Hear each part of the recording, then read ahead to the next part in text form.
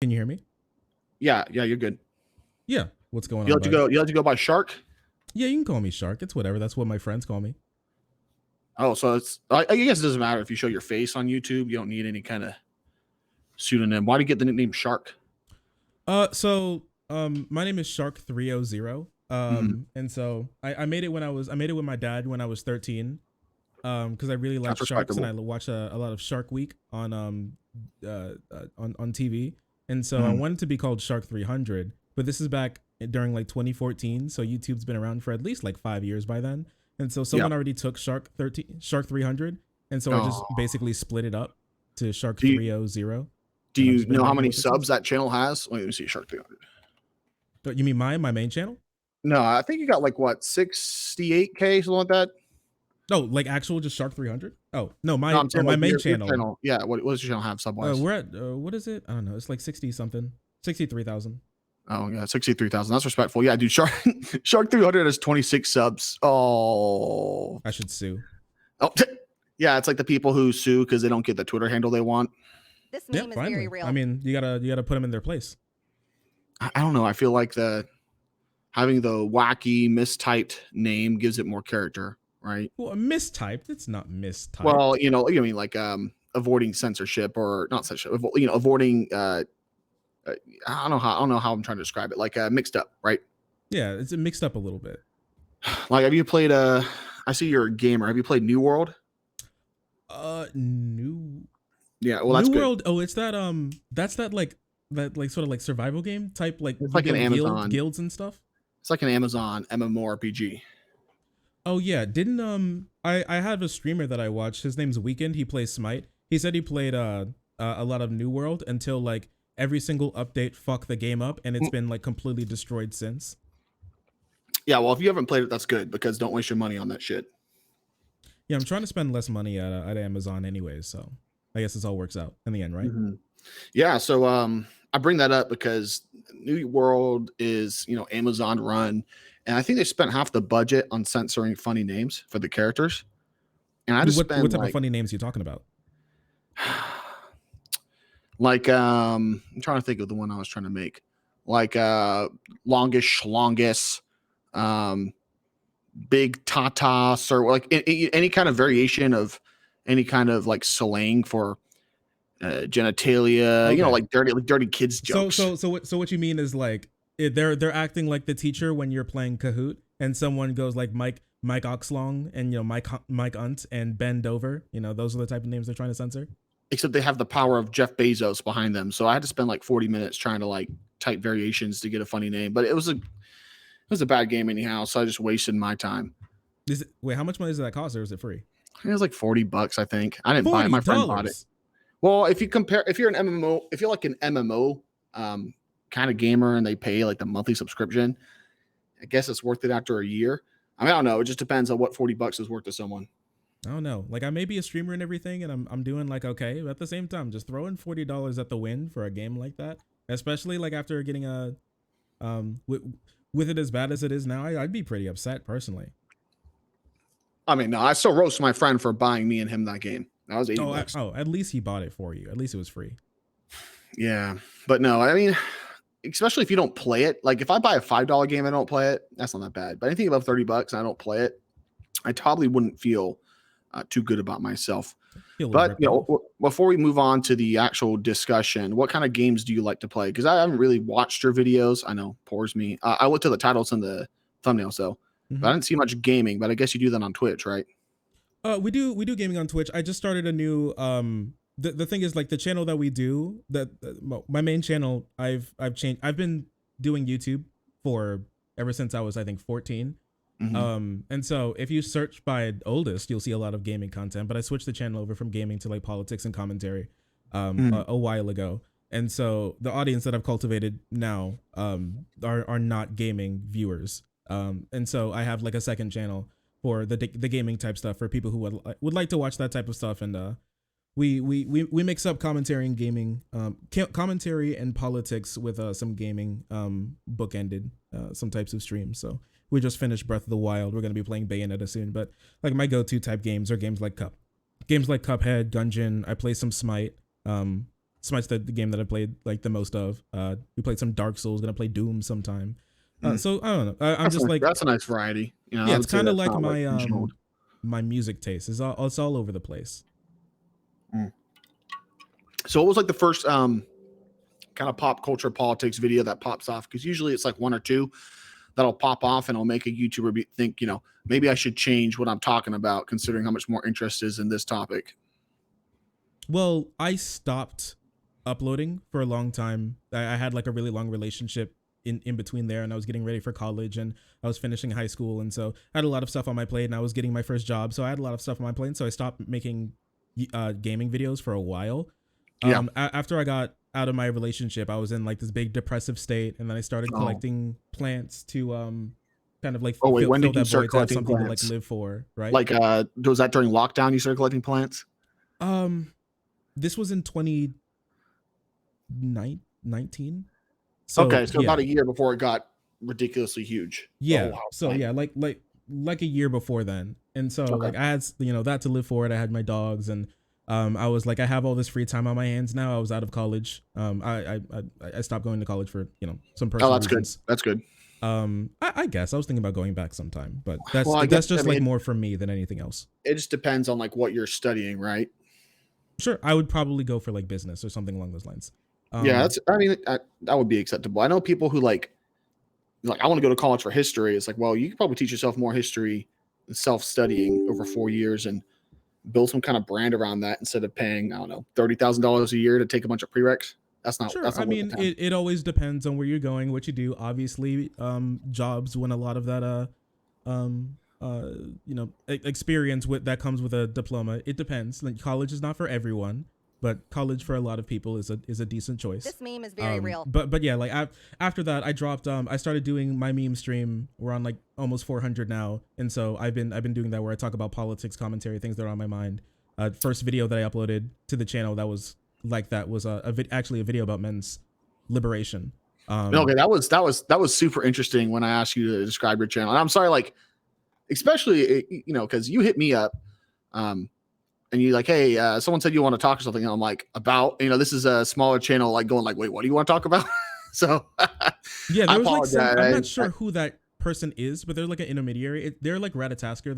They were going in between talking shit. So obviously they were trying to spark like something. I don't know who they were. They just hit me up and they're like, this guy, he said, talk to a bunch of, he wants to talk to male feminists. You should hit him up. Yeah. So you describe yourself as let me see here, you run a men's liberation podcast. Is that like a podcast focused on that, or is that just like you kind of talking about it every now and then? The podcast focus is on men's liberation. And where's that at? Like, what's the platform for that? Is that on YouTube? Yeah, it's on YouTube. I haven't done it in like a couple months. It's just been well, a couple months. It's because like there've been a lot of personal things going on. We're starting it back up again. Next episode's going to be on hookup culture and whether it's for you. Is there like a things name about men's for it? liberation? Is there like a specific name for it? Yeah, it's called Antidote. Antidote. Okay. Antidote. Yeah, you can just type in my name, Antidote. It'll come up. Okay. Cool. Yeah, and if I ask you any questions during this masturbate stream, and it's too personal, don't just be like, I don't want to answer that. That's because Sure, that's don't feel obliged to answer anything. You're like, well, I don't want to talk about that, or it's just too prior, whatever reason, because we can keep it. We've probably enough topics where we can just talk about whatever. You don't need to dig into either of our personal lives. But I'm happy you labeled me as a misogynist instead of an incel. I feel like that's a little bit of progress in my my reputation to the bread tubers. I wasn't actually sure if you were going to like not like the term misogynist. I thought that you may find it to be like okay or whatever. I mean, wasn't sure on that. I know you don't like to call yourself a feminist. I would disagree with the label, but like I'm not going to get ass hurt that you're trying to make a catchy title for your audience. Because I'm sure most of your audience after this conversation will be like, oh, yeah, he's a misogynist. Because, most of my audience is probably going to call you a cuck boy. We're not really trying to convince each other's audiences. We're kind of just putting forth our ideas. And then, whatever 10% is in between, they can decide. Sure. I mean, it depends on what you mean by convince. But sure, bud. Like, it's no problem. Well, I want to say is I'm 99% sure I won't be able to convince your audience that I'm not a misogynist, purely because if they disagree with really any kind of opinion about women, they can, just slap misogynist on it, right? Whereas like if you maybe would be like, well, maybe I wouldn't mind whatever disagreement you have. A lot of my guys are just going to call you a cuck. That's just the nature of this kind of stuff. Sure. Do you guys is so I know, like, especially in like the right wing space, I just thought this was really interesting. Okay. So when you say cuck, do you like genuinely dislike it when guys have like a cuck kink? Does that like make you guys like upset? Like, are you genuinely upset about that, or is it more just like a cultural meme thing? Like now I mean, you just say it's cuck kind of now. like would I be upset that random people are getting scammed and they get off on like paying money to OnlyFans thoughts. I don't get pissed off about it, but like if my son did that, I'd be pissed off. I don't want my son to be a cuck. Okay. It's I'm not really sure if that's what the word cuck really means, but if that's what it okay. means to Well, you. if you mean like sexual fetish, right? Like I'm just saying actual cuckold kink. No, that's weakness. I don't want my son being a cuckold. Oh, So usually when I okay. say cuck, I'm not always talking about cuckolds, but when I say cuckold, I'm pretty much trying to be specific to the sexual kink. Okay. Sure. So what is a cuck? Like a cultural cuck? What is that? Well, you're basically just, a cuckold. You're getting off on other men, mating with your wife, right? Having sex with your wife, having sex with your female girlfriend, whatever it is. Mm-hmm. So like I would call it like a cultural cuck, like the Republicans, the Republican server cucks, right? They're screaming about America first, and then they send billions of dollars to big corporations or Israel or Europe, the bases in Europe. That's some cucketry. I consider Okay. that a cuck, right? Same with the white dudes who go, we should have open borders because diversity is good and all white men are evil and white privilege. Those are racial cucks. I Okay. don't like any cucks. Sure. All right then. I think it's I mean, I interesting. like them because I can make content off of them, Yeah. but like, I don't want to. I'm not friends with You any want of them them. to change. You wouldn't want them to exist. You want them to stop, right?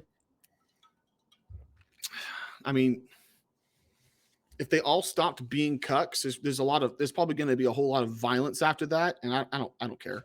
A lot of violence. Why would there be violence? What's happening? Would there be like the cuck Well, if uprising if or something?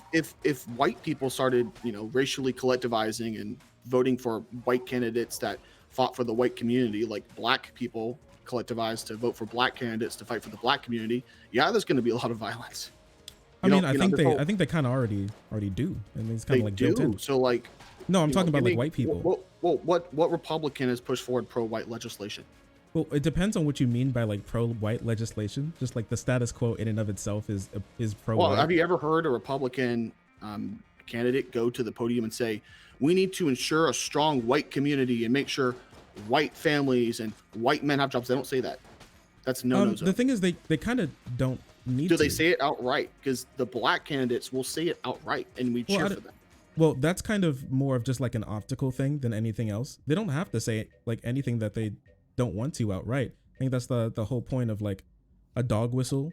I mean, that's why they, instead of saying like the N word, they like people like Fox News will just say, "Oh, look at these thugs." Like they don't have to say everything like outright. I mean, it's actually beneficial for them not to. But the black identitarians, they don't need to use dog whistles because their racial identity politics is accepted in mainstream culture. Well, the thing is, it's for one, it's kind of not like the whole point I of know like it is. things No, like, it well, absolutely one is. second, one second. So Oh, the go whole on. point of like things like Black Power or like gay pride, like those things come up specifically because the culture in and of themselves where they came up in said that those things weren't okay. Mm. When where we have like a cishet society, everything's like that is the normal that's decided as okay. That's already been ingrained into everyone as that being the base, the gold standard. Same with like being white. That's the gold standard in Who this says it's society. the It still gold is. standard? And Wait, who so says it? with that Wait, being said, okay. there's no real reason to have like a white power movement unless you're specifically trying to take away other people's rights, their power, their influence. So you don't think that the black identitarian movements are accepted mainstream? You think that's not a thing that happens? Well, it really means what you mean by like accepted mainstream. The thing is like they're being talked about, and there's a lot of like virtue signaling, like the left wing, like real understanding of what the word virtue signaling actually means by things like companies where like during February Google will turn their logo to black, but but under under the sheets, what they'll be doing is almost all of their black employees will be just like temp employees, and they'll like try to shift over every single like woman and black person and minority that they can to being like a temp employee with like almost no rights. They can like throw in and out to do like the grunt work and then throw away, like that type of stuff, and they won't care about that.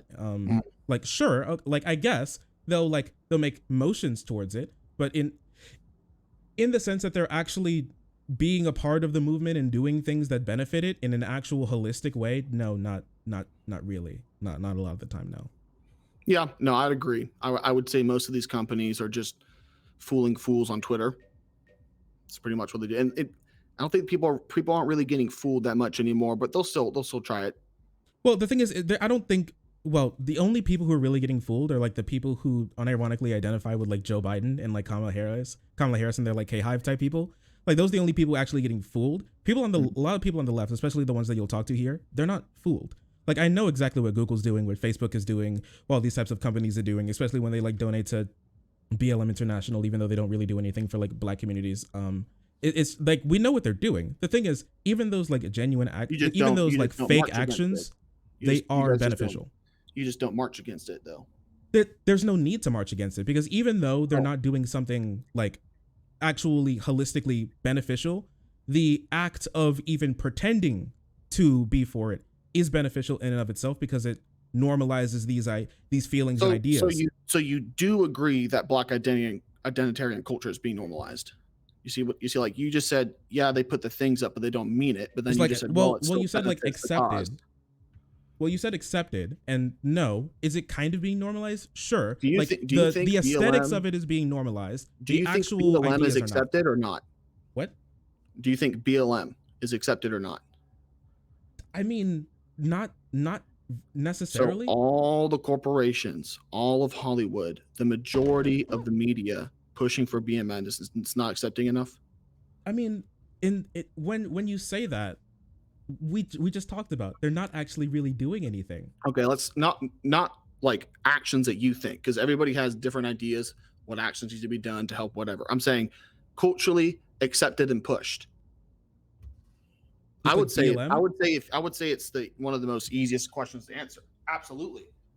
I mean, a little bit. There's a whole lot of pushback. Like it's on Call of Duty last year, man. Come on. This meme is very real. Last year, you had to sign like a BLM pledge or click a BLM button. I think it was Battlefield or Call of Duty. Okay. So it's so pervasive that random shooter games are pushing it, and you don't see how that's culturally accepted and pushed. Well, for one, I don't think that's pervasive. That's just like a company doing what companies do. They think they can make money off of this. If every single social media company started making people like agree with the 10 Commandments, and then you get on Roblox, and before you could sign in, you have to agree with the 10 Commandments, would you think that's pushing a cultural idea? I'd say yes. You know, here to make this easier, sure, I'll agree with you. Go ahead. You can disagree. I mean, it's fine. No, this actually isn't very. This isn't very important. This really is not that important, and I didn't want to stick on this point. I'll just agree with you. That's fine. No, dude, no, we can move on. I don't care. I wasn't expecting to speak about what companies show BLM. It's just, you go down these rabbit holes. But let's get back to the men's. Yeah, no. Let's get back to the men's liberation thing. So you said you run a men's liberation podcast. So I'll say, you say you're a man. Would you consider yourself a men's liberator? Is that the best way to describe that? For this discussion, we'll just use the word feminist, and that's it. But I talk about men's liberation. I would rather not use the term men's rights. I started using that in the beginning. I don't use it anymore. But I would just say feminist. So that focuses on men's issues. Okay. So you're a male feminist that runs a men's liberation podcast. I think you'd agree with that. Sure. Okay. So what do you think is going to liberate men today? That's a very broad question. There's a lot of problems with society and our interactions with men on like masculinity, what that means, how what the expectations people have of men, and what we don't have of men, how we treat men in masculinity, their bodies, and what we expect of them. That's a really big and broad question. We can talk about specific things if you want, but I mean, I think like just generally, if I had to answer the question, like pushing like feminist ideas, Oh, okay. like So real actual feminist ideas is a pushing good thing. feminist ideas will liberate men. What feminist ideas do you think that, I don't know which ones you're thinking about. How about you just give me a couple? Sure. We could talk about breaking down gender roles and gender expectations. Things like gender abolition is the actual term, but in like a sense for talking to just like people who don't talk about this at all, I wouldn't use the term gender abolition. We'll just say Oh no, I think breaking down that's gender great. roles. I think it's a hilarious term from my perspective. So you could use Yeah, it. I man. know, and that's like the point why I don't really want to Well, use it's like, like academic terms when we're talking is that about like, just does the that normal involve people. any kind of genetic engineering?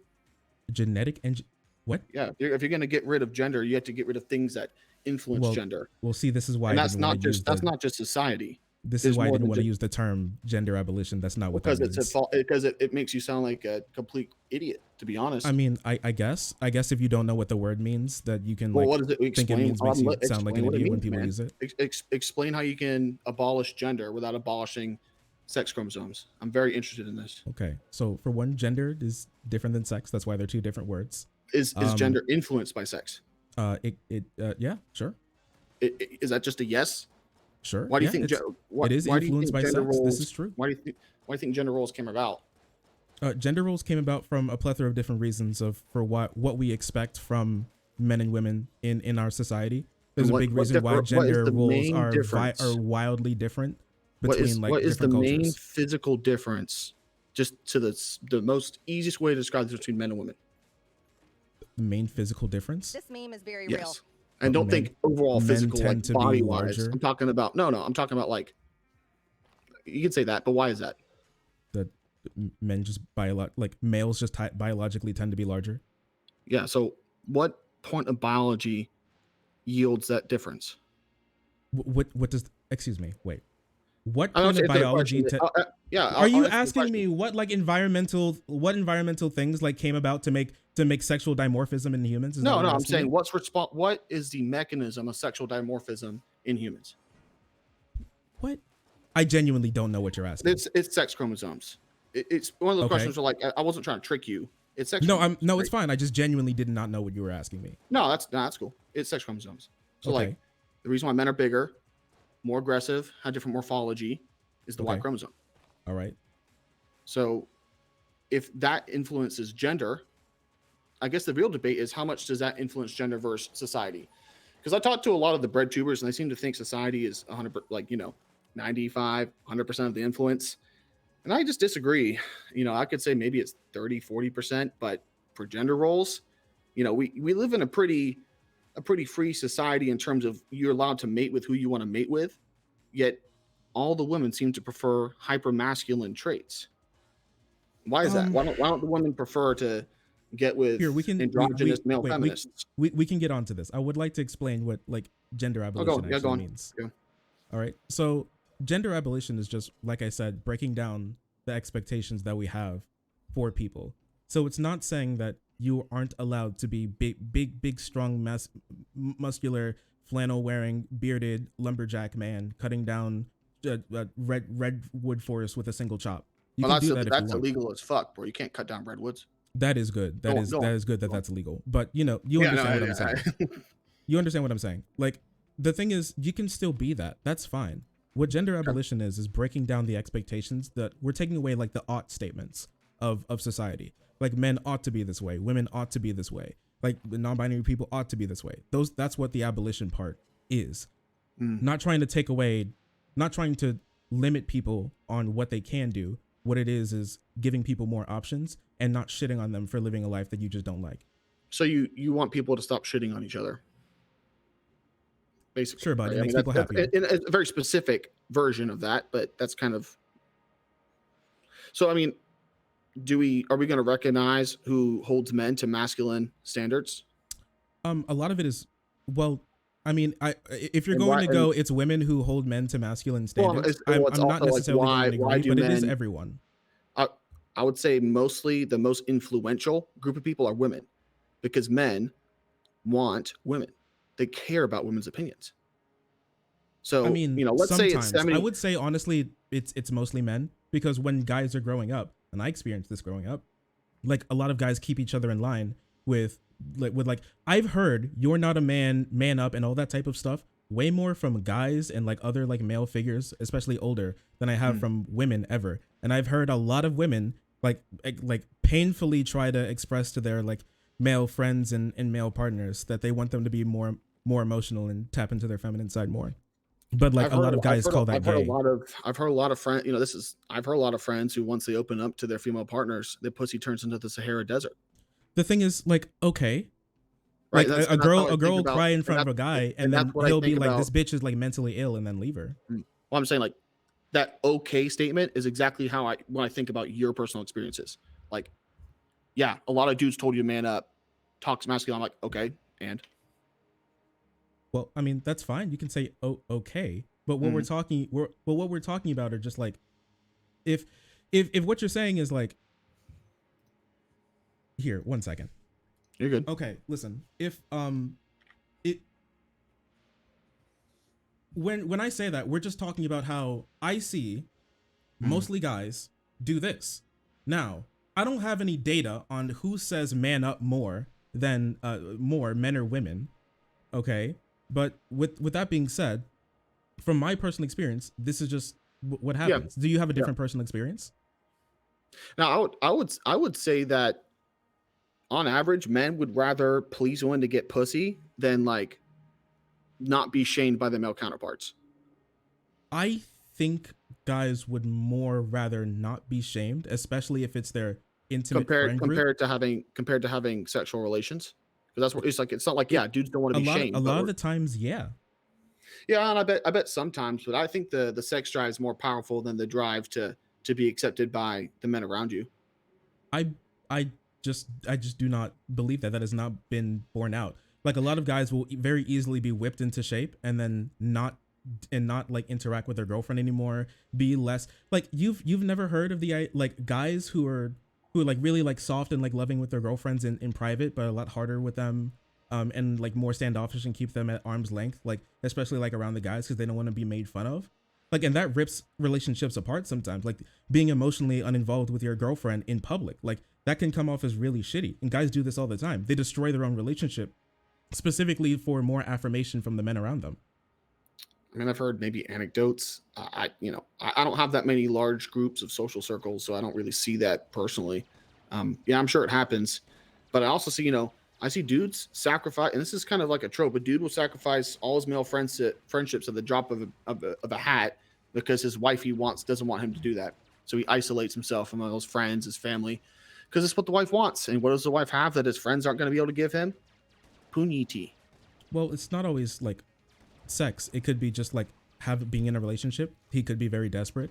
And this is just like something I see this a lot from, and this is one of the big reasons I wanted to talk to you. I always thought like this is really interesting from like this side of the aisle on like men's issues is that you guys I feel like you guys are like really big storytellers. You're huge This game is very storytellers. Well, it's real. Like you'll entertaining. yeah, like it's entertaining, but it's like entertaining is one thing, but I don't really care much about like being the most entertaining. I care about like helping my guys, and Mm. that's the main reason why I started Antidote because I want to help guys. Like men are suffering in this country, like a Yeah, so lot. like and I want to help guys too. That's why I say marriage is only reserved for virgins, because that's the Okay, best like way to help men. sure, we can get into that, but Yeah. I see you guys being like really big storytellers, and you'll hinge a lot of your like ideas about the world on stories, and Mm. have like almost no data to back it up. It really feels like a more of a trauma response than anything That's else. yeah. And the thing Well, that's is, like and the it's like big the thing is George because like Floyd. It's when you like said the that, what it felt like to me mm, is that you felt like this, and you've heard guys say this before, and that's great, okay? And yeah. I'm not gonna say that doesn't happen, but the problem here is not that it doesn't happen. It's trying to say that once doing the oppression Olympics Mm. and saying one side gets like so much more of like the short stick here, or one side is the one that's doing it all to the other side, and like guys are like these total complete like baby victims. I mean, that's how I see the left in total, right? You get one fentanyl crackhead get kneeled on, and all of a sudden there's a systemic problem with our entire society. That's one story. I mean, Right? I guess if It's a very emotional scene. It was on camera, and I'm glad that pig is in jail because I hate the cops. But that was one emotional story that ended up killing over 20 people in these riots. I mean, I guess if you like never look into anything about like the history Well, of are more American white like men systemic killed by racism police or and black men? everything, Well, like, are more white men killed by cops or black men? aren't there like 5 times as many white people in the country?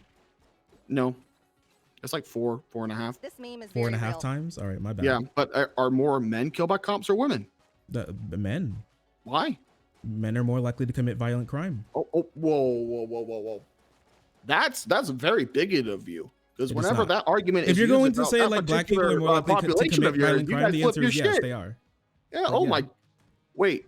So men are more likely to commit crimes than women, Yes. and so they interact with the cops more. Mm-hmm.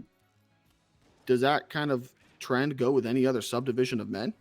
If you're going to say like black men or young I'm men not. specifically, I yeah. can't say that. I'm not saying that on YouTube. I can't say that on YouTube. You can say that. I say it all the time. Like, You can- I don't no, know. you're I don't know not- if you I try will- and I will string give anything you- else all up into it to make it like even worse. But this is not controversial. No. Yeah, but we can move on from the stories thing because I'd love to talk some stats and data. Okay. If you don't want to get divorced in America, you marry a virgin. That's what you Okay. do. I mean, it depends. Because I know the statistics and they're really interesting. The thing is that like when we talk about like, oh, being a virgin is the best thing to not get divorced. I mean, it can be if you're a virgin too and you care about those things. Typically, those types of people are religious and they're more likely to reach marriage as both virgins, and that's Well, something those are other factors. Let's just talk about the virginity status. Right? Well, for one, that's all of this plays into that. Like that, this is the reason why these people are less likely to divorce. Like divorce isn't more of an option for people who are religious, especially Christian. Like they're more likely to just not cohabitate anymore than getting an actual divorce if things go wrong. Like this happens a lot, especially I'm in Kentucky. This happens like all the time. Instead of getting a divorce, they just like stop living together and stop talking. But like if you're a virgin dude and you're looking for a virgin girl and those are your like values and marriage is something that you covet extremely heavily, then yeah, you're less likely to get divorced. That's true. And I'm not saying like if that's something that you want to do, go ahead. I don't care. There's no influence on the numbers in the studies I'm talking about besides how many sex partners the females had before. Now, you might be able to have a study, asking what's the male virginity, what's the religious status, how religious are they, how serious. I'm sure that might have some influences. But if you had 1,000 men and you wanted to try to make sure they did not get divorced, you're betting with a buddy. He chose 1,000 wives for 1,000 men, and you chose 1,000 wives for 1,000 men, and you just said, I will marry my 1,000 men off to virgins, and he chose non-virgins, you're winning that bet every time. Okay, wait 1 second. I'm sorry. Some people are saying that audio is bad. Wait, chat, is audio bad? Is there a problem with audio? On your stream? I think I haven't seen anything on my stream that your audio is bad. Is my audio okay on your stream? No, you're good. I mean, you're good on my computer, so you should be good on my stream. It's just loud? Okay, I'll turn him down a bit. All right. Anything else? Sorry, I just want to make sure. I'm sorry. Sure. So if you're just like, are these people less likely to divorce? Sure, I guess. But also this kind of goes into the fact that I think that some of those people shouldn't be marrying in the first place. I feel like once again, that's one of those things, like marriage is pushed on a lot of people. Like this is something that you need to do. And I feel like a lot of people would be much happier not marrying, which is. Yeah. I mean, I don't think it should be legal for non-virgin women to marry. It should be legal. It shouldn't be legal. That was a joke. That was a joke.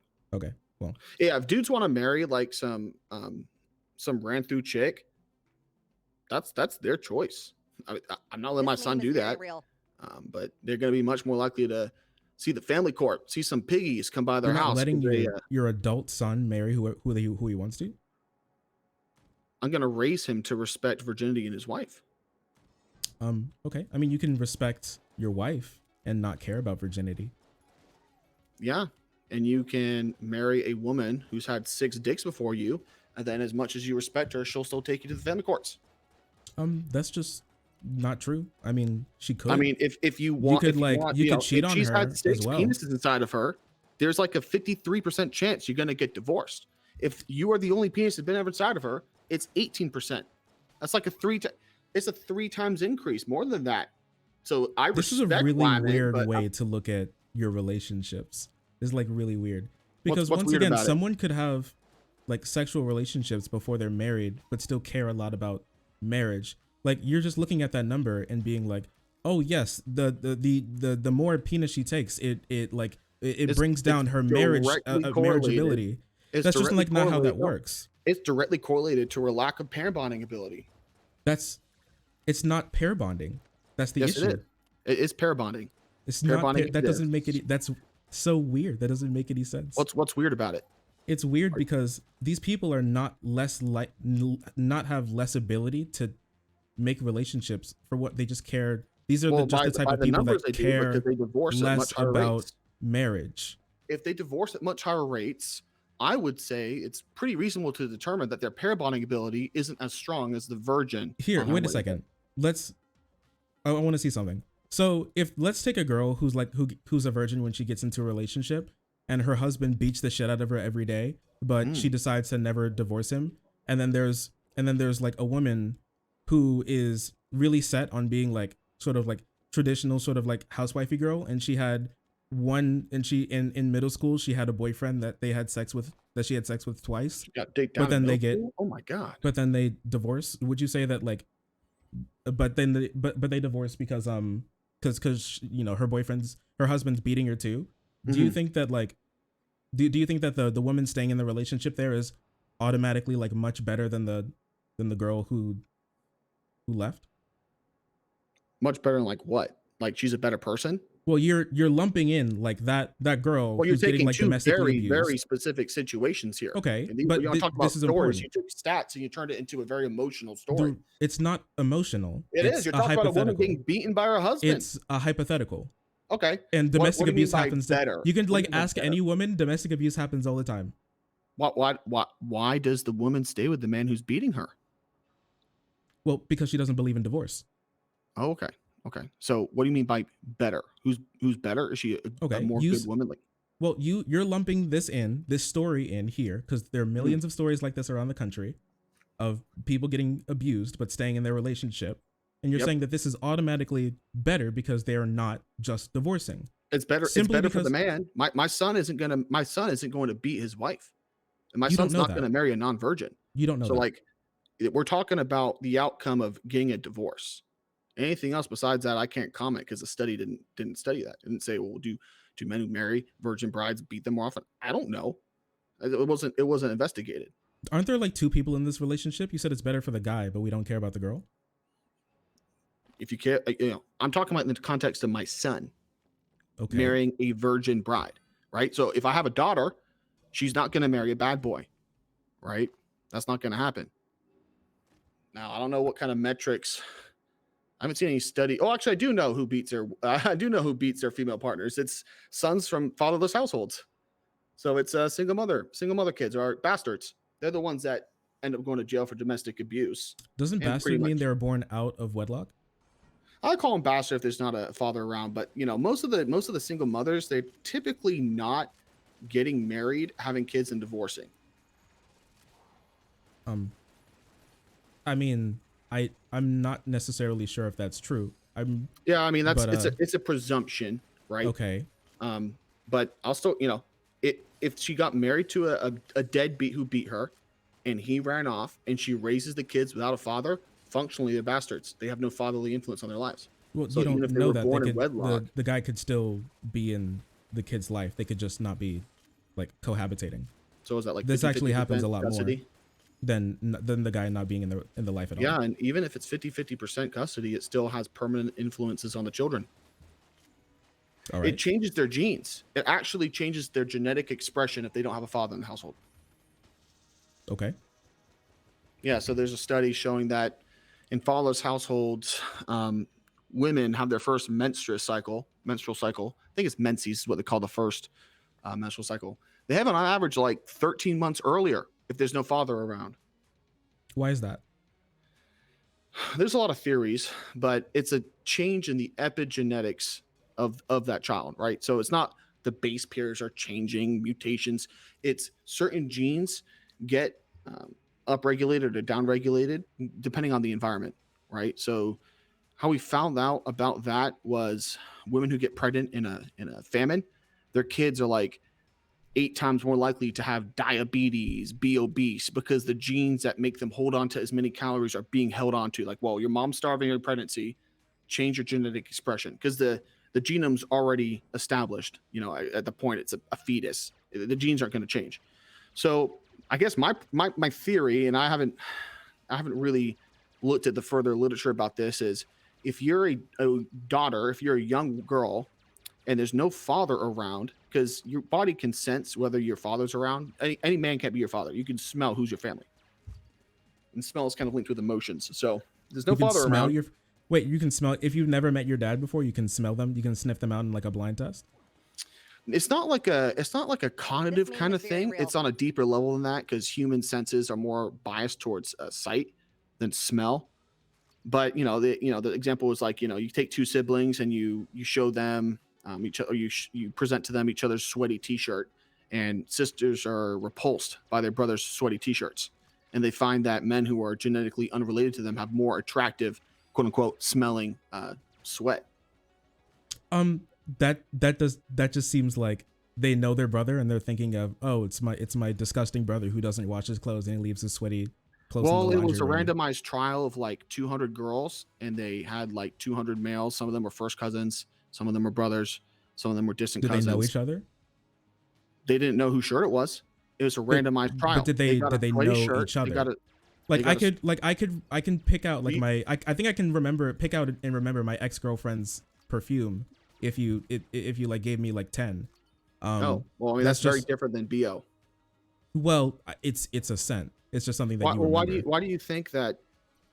So you're saying that a brother that she knows sweat is more revolting smelling than a random guy's sweat? Why is a random guy's sweat not as gross? Well, there can be emotions tied to that. Like, why do you think there are emotions tied to genetically related individuals? They don't want to be around each other. It's less of genetically related individuals and more of just people that you know. Well, and have spent like intimate time with. So your girlfriend, were you ever repulsed by her BO? Repulsed by? She didn't smell much, so I don't. Well, that's interesting. It's almost like you don't really notice the poor senses. You know how you say like if you can no, smell I yourself, could no. The thing is like I can pick that up from before I met her. Like I was near her at gym. I could have smelled her then. So it's almost like you could tell she wasn't related to you, or that she might have been a decent mate. No, so she just didn't make. She didn't have a smell. Know her. She just didn't have a smell. Well, why? Well, why is that? Do you think she actually doesn't have lots a smell? Of girls don't have that much of a smell. You don't think girls have a smell? I said they don't have that much This meme of a is smell. very real. Okay. Well, the study was done on females smelling their male counterparts. What it just seems like is that when you know your cousin, you know them, you smell the people that you're around. The smell reminds you of something, and more likely than not, in like an interpersonal like family dynamic like that, it's probably going to be something more slightly negative and more like, or they're going to be annoyed and they're going to get like ideas more of like being annoyed by the smell than like some random person's like sweat. If I know the sweat and it's connected specifically, because smell is very heavily linked to our memories. Like our nose is the only part of our brain that's connected to the outside world. Like it is very heavily linked. If I smell something, like instantly gives me memories, and this memory is not necessarily positive, which I would most likely say if a girl is smelling her brother's BO all the time, then she's probably going to be a little pissed. Then you're not going to have like the best like emotions about this. And honestly, probably more negative than your average person. I have a fully randomized trial that says you're wrong. That it doesn't say that I'm wrong. No, it does.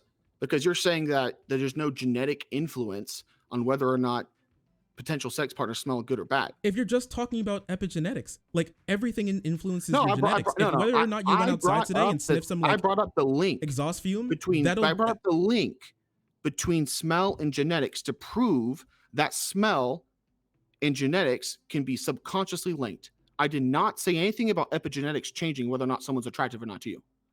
You don't know if they're linked. It doesn't say that. You can't just jump. The only thing into one large idea like epigenetics and say, well, smell might have an influence. Because the next question is, well, what does smell have anything to do with it? I'm trying to go stepwise through this. Wait, all that study says is that these women have a different reaction to smelling their like family members smell that they more likely than not know. I would imagine that they would have to like know the family members together to get them to go to the study. They are looking at specific genes, specifically the MHC complex, the major histocompatibility complex, which determines how varied your immune system is. Because if you and your sister have very similar genes to make up your immune system and you have a kid, the kid's not going to be able to produce enough new different antibodies to react to various antigens. So that's why females are attracted to men with different MHC genes. That's what that particular study showed. I didn't want to, I don't want to talk about gene frequencies and allele frequencies. It didn't prove that theory. All it said is that they just are more averse to their like. It was statistically significant. It was significant. Females significantly prefer your study men. did not disprove what I just said. That it could just be their memories linked to it. That study did not disprove that. Well, what memories are linked with people you've never met? None. Well, then why do they smell bad? Because those memories could be negative.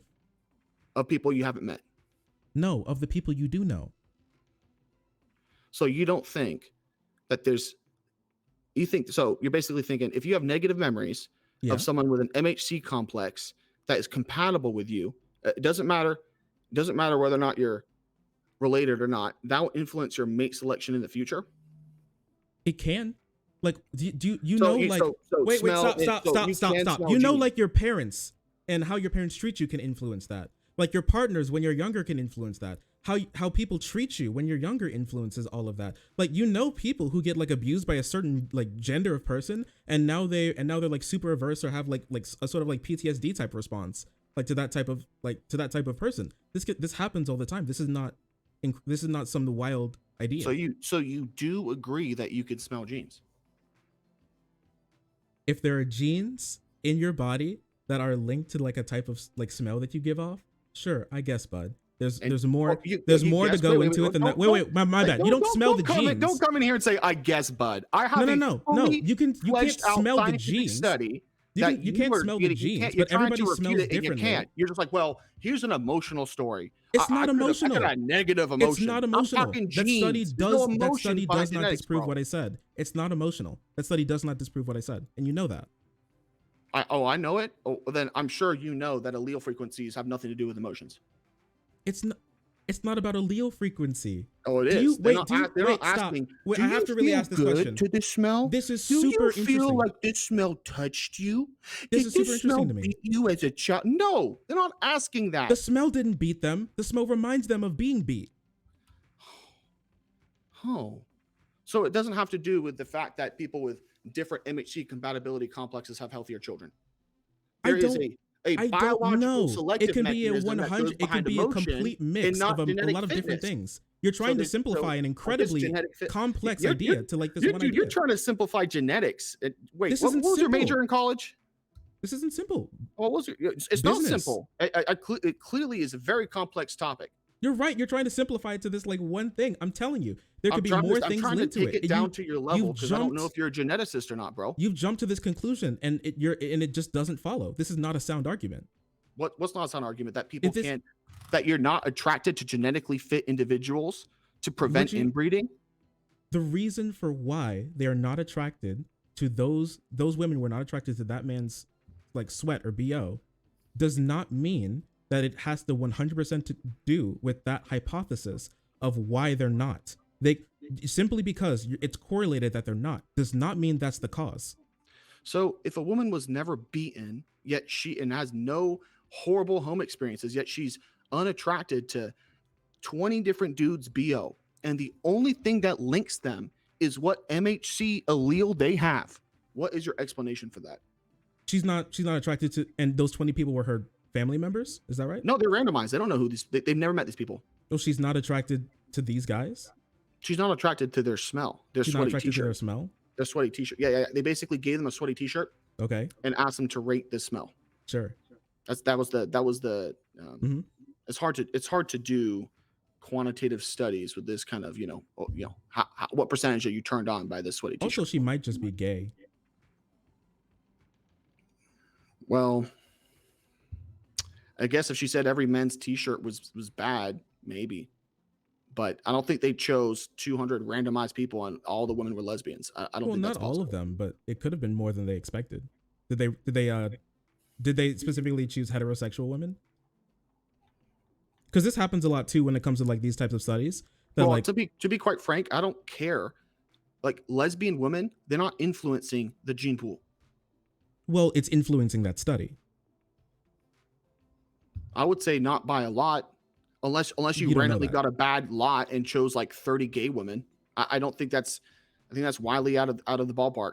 I That's like mean, saying, you can what if say you chose that. There are a 50 lot of women things who that couldn't have a sense of smell and they there are a just lot of things randomly that we guessed? didn't think that were going to happen that did. The Oh, thing is, it could definitely be a confounding variable. all But I'm saying here mm, is that simply this like gene theory isn't the only reason why they're not attracted to this type of guy.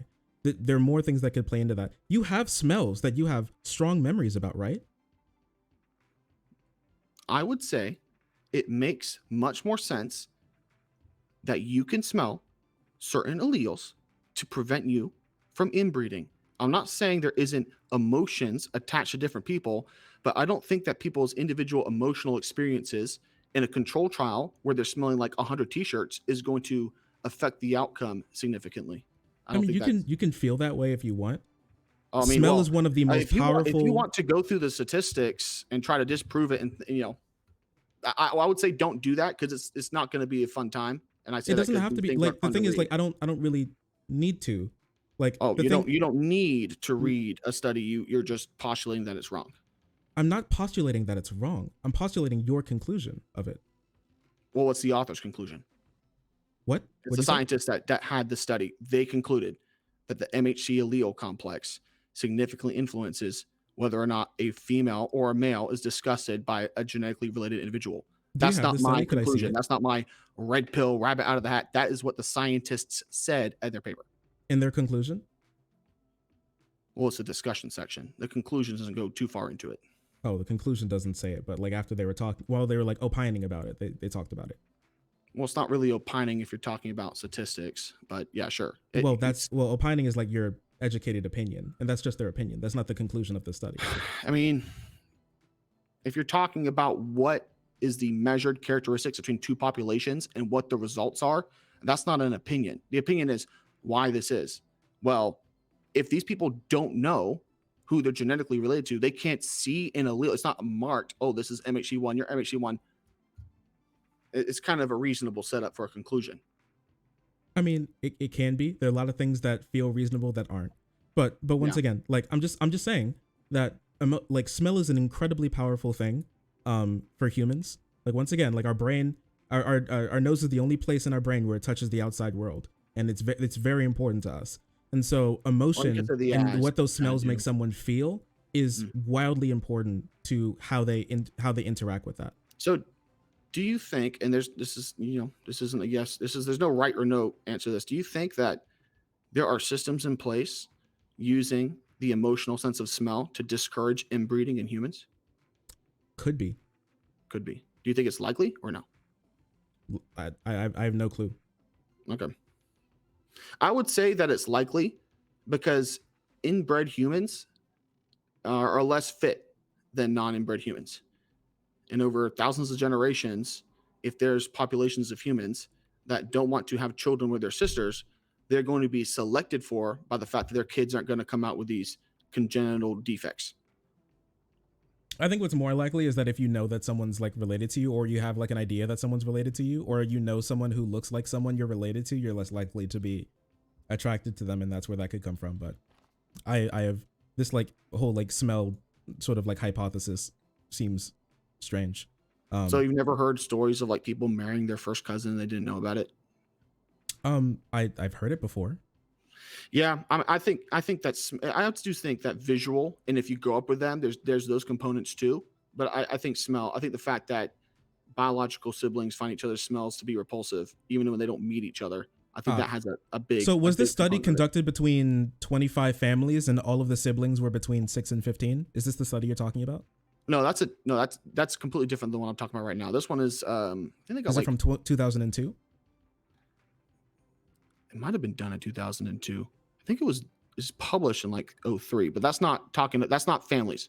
That was just random college women because that's who they choose for these things. Okay, so was the study ever replicated? I'd have to look Was it it up. peer reviewed? I mean, it got published, and it got published. I think it was in Science. Sure. So I mean, there are a lot of studies that are published that are not, that you can still look up, that are so I would that say even have been published in retracted. behavioral ecology. I would say, how many times does a study have to be replicated for you to accept the results? That's the question. Well, I'm not a scientist. No, I'm not the one like, accepting the results. how many I'm times talking does about it the have to scientific be community. replicated for you to accept it, and not Well, to be like, you know what, you're right. Well, I you think know, this well, you study's a know good what? study. Actually, I took engineering, all right, and I've done a lot of science in What kind of my day and engineering? in my upgrading. What kind of engineering? What kind of Both engineering? civil and electrical. I can't. Well, I definitely respect the electrical, the civil engineering. Why would you work that hard for so little pay? Well, it was just like intro to engineering, and that's what you begin with. Oh, because civil engineering is typically one of the most important things to our just like general, yeah, happiness in the world. Oh no, okay, but you didn't do like a civil engineering major. No, I'm talking like in high school. I did a lot of engineering in high school. Okay, so you did a lot of science related stuff in high school. Okay, yeah, continue. Okay, so the scientific model means like science, even the word science, it has to be replicatable. If a study has not been replicated, it literally, by definition, cannot be science. So you're saying that the majority of cancer research papers put out in Cell aren't science because they're not replicated? Until they're not replicated, kind of no. And they're taken with a grain of salt, a huge grain of salt by the other scientific community. That's why it's so important for your study to be peer reviewed and replicated. That's a massive thing. Those are very different things, right? Well, peer reviewed for one. Well, I said two things: peer reviewed and replicated. It needs both of those two things to be really accepted. If you can't replicate a study, it's literally not science. Not really the replicated. You don't yes, that's the point of science. It has to be replicatable. It needs to be able to be replicated. You said, how many times has this been replicated? That was your point of contention. How do you know if it can't be replicated? How many times was the Cap CRISPR bioengineering thing replicated? I don't know, but it has been replicated before, so we know it's true. The OG experiment was not replicated. It was starting to be applied. But you know what? We replicated it now, haven't we? Have we replicated it now? Not that study. We haven't replicated that specific study. Its findings and a whole lot of other things, but we haven't replicated the OG study. So it's not science. We've never replicated that original study ever. Nope. But we replicated studies. They did different studies. We did different studies. Okay. Yeah, but it wasn't replicated. That were replicated that used its findings. No. You don't replicate the same study. The people don't have money for that. No, I'm saying that they replicated new studies using that original study's findings. And they replicated those other studies, right? You can't like replicate a study if you change it. That's not the same study. No, I'm talking about the studies that were changed that used the information from the original study. Those studies were replicated. Is that right? I mean, we're talking about probably thousands of studies. I'm sure some of them were. So they were replicated. Okay. So it just takes one study based off of this study to get replicated for the original study to gain replication. Well, it would to gain respect. Sure. Okay. I mean, until a study is replicated, it's honestly just like a hypothesis. That's literally just all it is. You see a random control trial study with hundreds of individuals as a hypothesis. Yes, that's how science works. I mean, hypothesis. You don't know what the fuck you're talking about, bro. I mean, you can keep Joker laughing like all you want. Okay. Oh, that's funny. That's really funny. Sure. The harder we laugh, the harder we win. Yeah, I mean, I guess if you never take a study, if you never replicate it again, I'm sorry, it's not real. Millions of dollars on in 5 years to produce with hundreds of replications throughout the years. My hypothesis is just as valid as that, bro. You get slapped with a microscope. I didn't say they're just as valid. I said it was just a hypothesis. You just said it's just a hypothesis. It is just a hypothesis. More hypotheses are more valid than other hypotheses. Controlled trial study with hundreds of subjects. You said that was equivalent to. You said that's just a hypothesis. It is equivalent to a hypothesis. Like a yes. Fool, bro. You don't know how science works. You don't know how science works. A peer-reviewed controlled study is only just a hypothesis. Oh, you didn't tell me if it was peer reviewed. Is it peer reviewed? It got published in behavioral ecology. Is it peer reviewed? How do you publish? Let me, Mr. Scientist. Let me ask you. How does a scientific study get published in a journal, a reputable journal? A reputable journal? How does it get published? It can be peer reviewed. Some actually aren't. And did it pass peer review? That's another thing. Because some studies actually fail peer review, but do get published. You know that, right? Studies get retracted all the time. I've seen many people give me studies that were actually has not been retracted in almost 20 years. So, I mean, that's cool. Mr. It still has Scientist. not been replicated, which is Mr. really weird. Scientist, I'm just saying running- that I'm just you saying are that if you give me a study and it has not been replicated at all, journal, I don't know if it's been replicated. This is didn't just look your into- cope. I think to that's deny pretty statistics, important. bro. That's You're just pretty coping. important if it's been replicated before. I didn't think I'd like have to it's defend- citations, it's everything that's really important. You don't even know dog shit about this study. You just don't like my opinion, so you're trying to pick it apart. I mean, that's okay. I think your opinion. But, like, I think I'm your not opinion is very strange interested in based on defending one particular study to I don't someone need to who go. has zero I don't need to go. scientific training. Actually, I don't You need to took go a any couple- deeper you- through the you study built a because you've bridge out of already told me toothpicks that in your high school, conclusion dude. is not You supported. built a bridge out of toothpicks in high school. That's not fucking The thing is engineering. that I don't need to go any deeper How into many the study. papers have You've you already written? told me that your How many hypothesis is statistical not reviews have supported you by the researched? study's You haven't done hypothesis any in of and of that. itself. But you're That's good all I on needed to know. debate Even skills. I just give you thought this that. was interesting. Was it peer reviewed? Was it peer reviewed? That is your argument, bro. Is that not? Was is it that not replicated? important? Is a study not being peer reviewed and replicated like the scientific method? That's like the basis of the scientific method. Is It that not has important to been you? peer reviewed. It was published and not retracted for 20 years. Find out. Oh, what is this? Is this study the major histocompatibility complex of genes and symmetry? Is this it? Mm-hmm.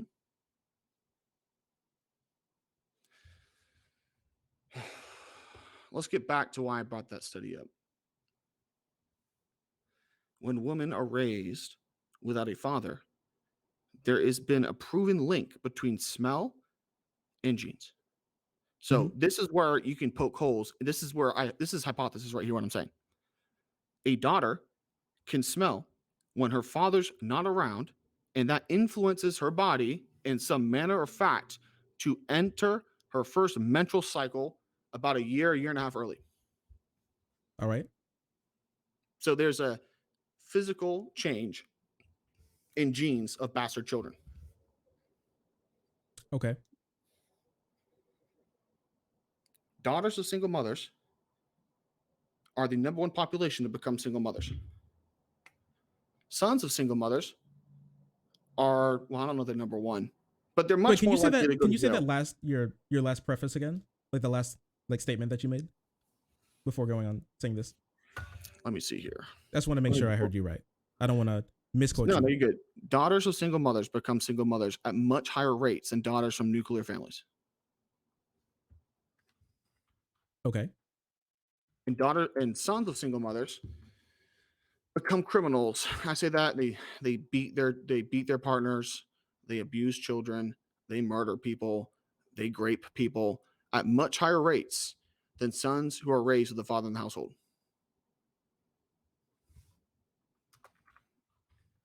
Their genes are Our changed study did by not the lack of replicate the father. finding from two previous studies that women in non You're risk- reading that study?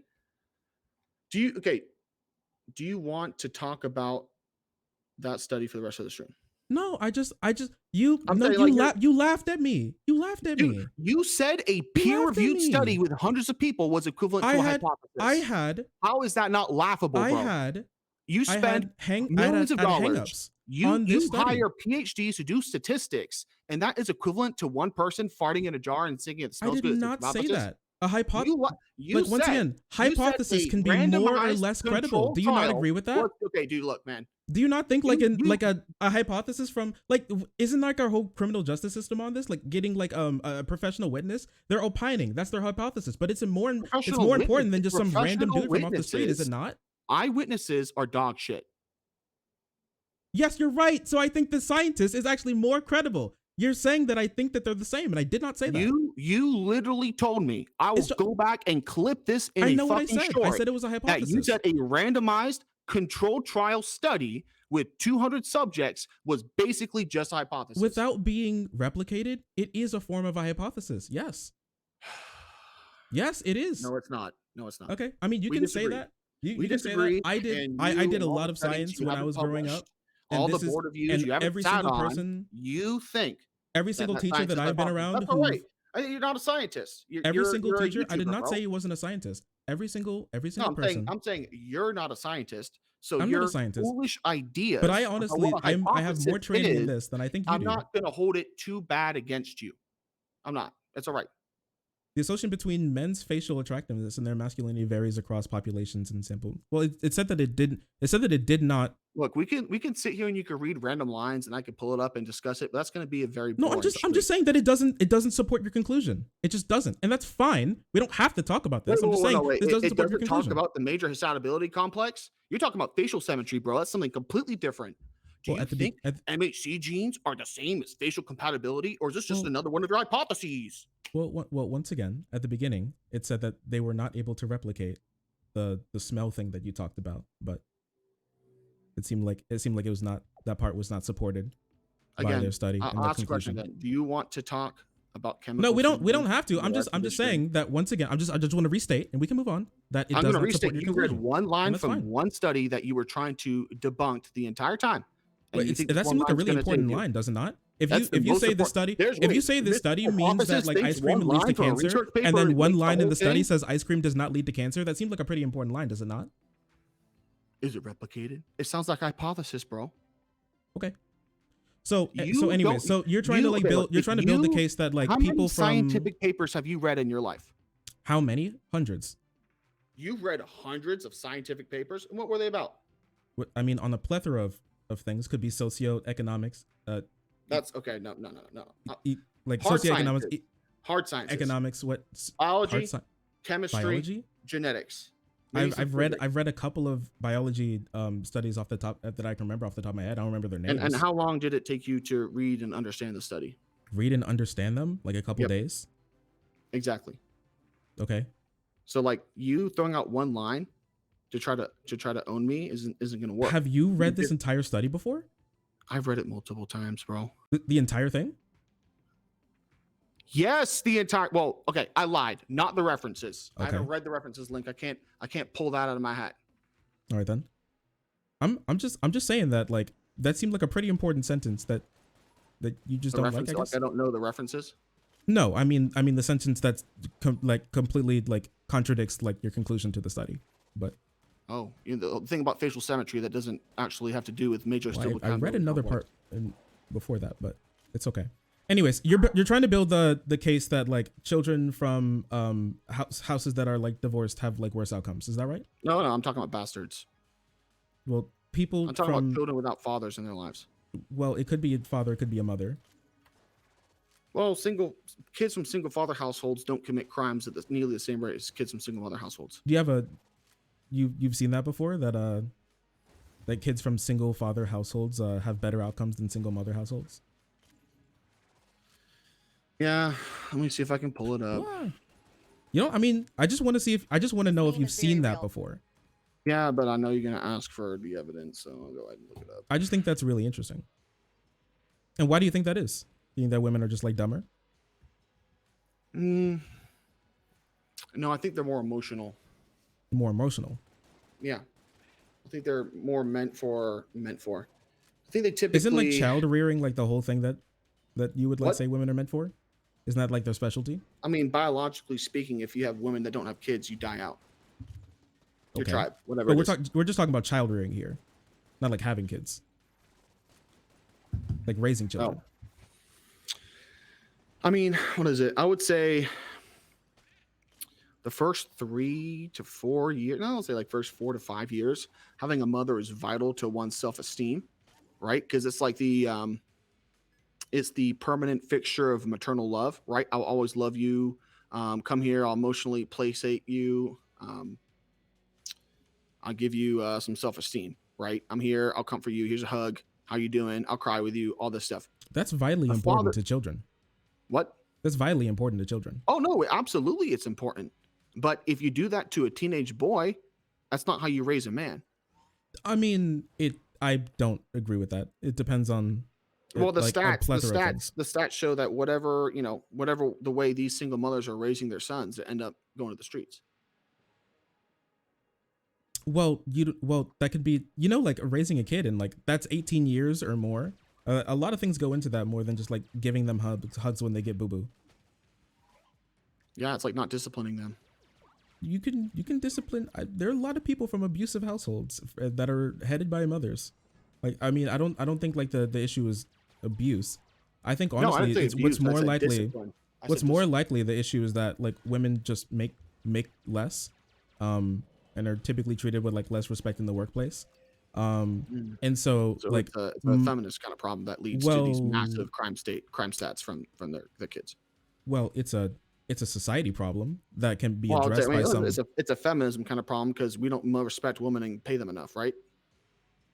Well, feminism is about like, well, I guess if you want to say that, any gender issue is a feminism problem, if you want to say it like that. So okay, but I think it's more of like just a problem with just society in general, and I think it can be addressed with some like tenets of feminism. I think like that's an important, because we know that children from like poor households have poor outcomes, and women tend to be poorer than men. Do poor households? Okay, I guess you agree with that. Poor households are typically without fathers. I'm not sure if that's true. Well, I mean, look at people in poverty. If you're in poverty, you're much more likely to be from a single mother household. I'm single mother household. Yeah. Well, I mean, you could be like more likely to be from a single mother household, but you It's don't much know if more like the likely. majority of those people who are poor are single mother households. That's different. Let's That, make a that's a guess. that's a I'm different gonna thing. guess 60%. Let's find I out. mean, okay. I do know like This meme is poor, very real. like poor people just in general, like poor households just have worse Oh outcomes. man, I was because they're poor. really bad. I was really bad. My bigotry is showing. This is from, okay, now this might be, actually it's from the singlemotherguide.com. I would assume they're pro single mother, but the poverty rate for single mothers in 2019. What does pro single mother mean? Well, I mean, they're not like a website. It's like single mothers are horrible like me, right? They're probably like, this is how single mothers can succeed. So they're not gonna like have the negative. Well, it's more slant on like them, talking right? about their problems and thinking This about how to meme is address very them. real. You know, like how they're taking tax dollars from single men that they shouldn't be taking. I think they should be getting. Wait, won't those kids suffer more? You want to punish the kids? I think I view things with a lot less empathy compared to those that want to apply resources onto sexual failures, right? Well, I think it's less empathy. What I really think is that you don't care about solutions. Oh no, there's a solution. There's a lot of solutions, but all the masculine solutions are, they make very feminist minded people very scared because they see it as it's too masculine for my taste, and What they does get that repulsed mean? by Too it. masculine? What does that mean?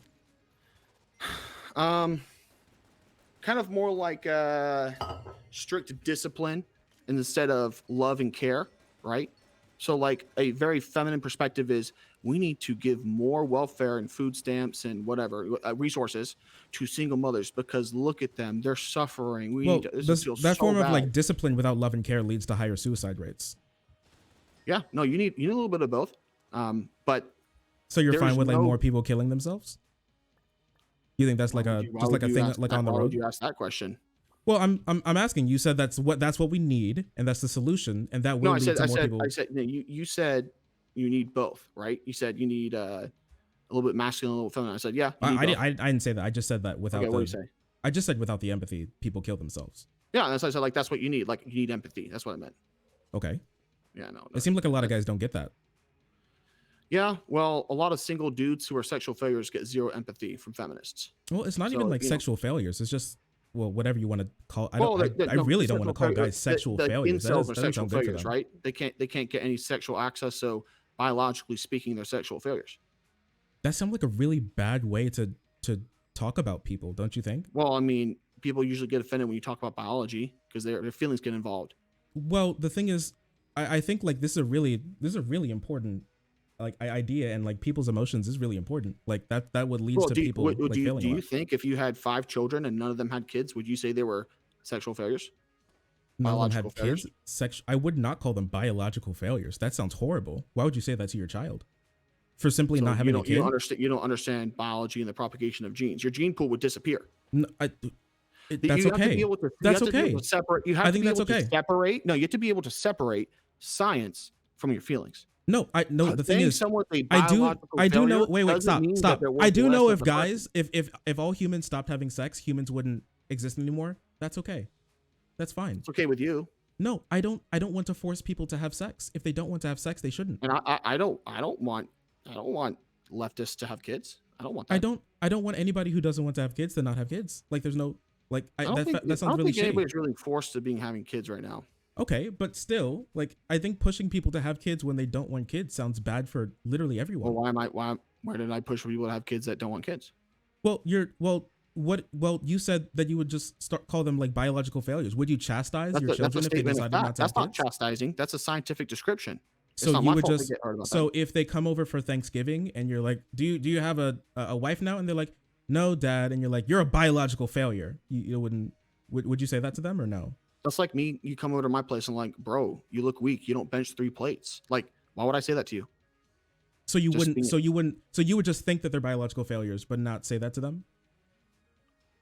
It's just a statement of fact. Until you have kids, if you die out, biologically speaking, you're not propagating your genes. You're a biological failure. So you could say that, but would you say that to your kids? Would you call them biological failures? Depends on what the conversation was. If I had a daughter who was infertile and she was crying about it, I go, look, you're a biological failure. You'll never have kids. That's not your entire worth and value as a human being. Now you have your emotions tied up with this whole idea of being a biological failure. It's a scientific fact. It's a matter of measurement. I think it's less of emotions and more like I care about what affects people. And calling people like a biological failure sounds like it'll affect them negatively and leads to more negative outcomes than positive outcomes. Do you think it's bad when people say that obese people are obese and they have hypertension? Is that bad? Does that makes them feel bad? I mean, I'm not sure if every single obese person has hypertension. It depends on the context in which you're talking about. If you just said if you're obese, you're much more likely to have hypertension and have heart attack. If you're just standing behind someone in line at the bank and you said that, then yeah, it make them like feel pretty bad. Okay. And I also don't think that leads to better outcomes too. Actually, that's proven it doesn't lead to better outcomes. It just makes it worse. Well, again, like calling someone a biological failure is a statement of fact. I don't know why you get upset about that. I mean, there are lots of things that are like statements of fact, I guess. But well, I think the way that you talk about people, you're like, would you call your son that? I'm like, we're having a discussion about biology and sexual failures. Why you see you're making this another personal story to get hurt over it. Don't do that. I'm not hurt. No, you were just saying that's a horrible thing to say to someone. I'm like, bro, that doesn't mean that I'm hurt. That's a statement of fact. Biological failures. That's just a statement of fact. Masses of men who don't have children. I think it's pretty horrible, and that seems like a statement of fact. That seemed like a prescription. Not my feelings aren't tied up in that. That's just the thing that is. I mean, you sounded pretty you got pretty contentious with me labeling men without kids biological failures. Well, you can be contentious without being like. Well, it's like, I say 2 + 2 = 4, and you're getting all hurt because why isn't it 5? Well, once again, you're saying I'm hurt. I could just disagree. Every time I disagree with you, I have to be hurt. You're disagreeing. You're saying it's 5. Like, yeah, okay. Every time I disagree with you, I have to be hurt. Well, I mean, you made it a very personal kind of story. You're like, that's horrible. You're trying to paint me as just a horrible person. The reason why I do that, and the reason why you hear people do this, is to get you of leftist arguments is making you feel bad. No, it's to get you to think. It's to reach to your humanity. Oh, well, when I talk about large groups of populations and allele frequencies, I'm trying to make you think on a larger scale. I mean, all right, bud. Yeah. Listen, it's just men who don't have children are biological failures. The genes won't get propagated. Doesn't mean they're not valuable people. Doesn't mean they can't live meaningful lives. It means their genes will not get propagated. Here. I want to know something because I just want to find out what you care about. Let's say, because I just want to find out what you care about because you want these guys to not be biological failures to your like definition, right?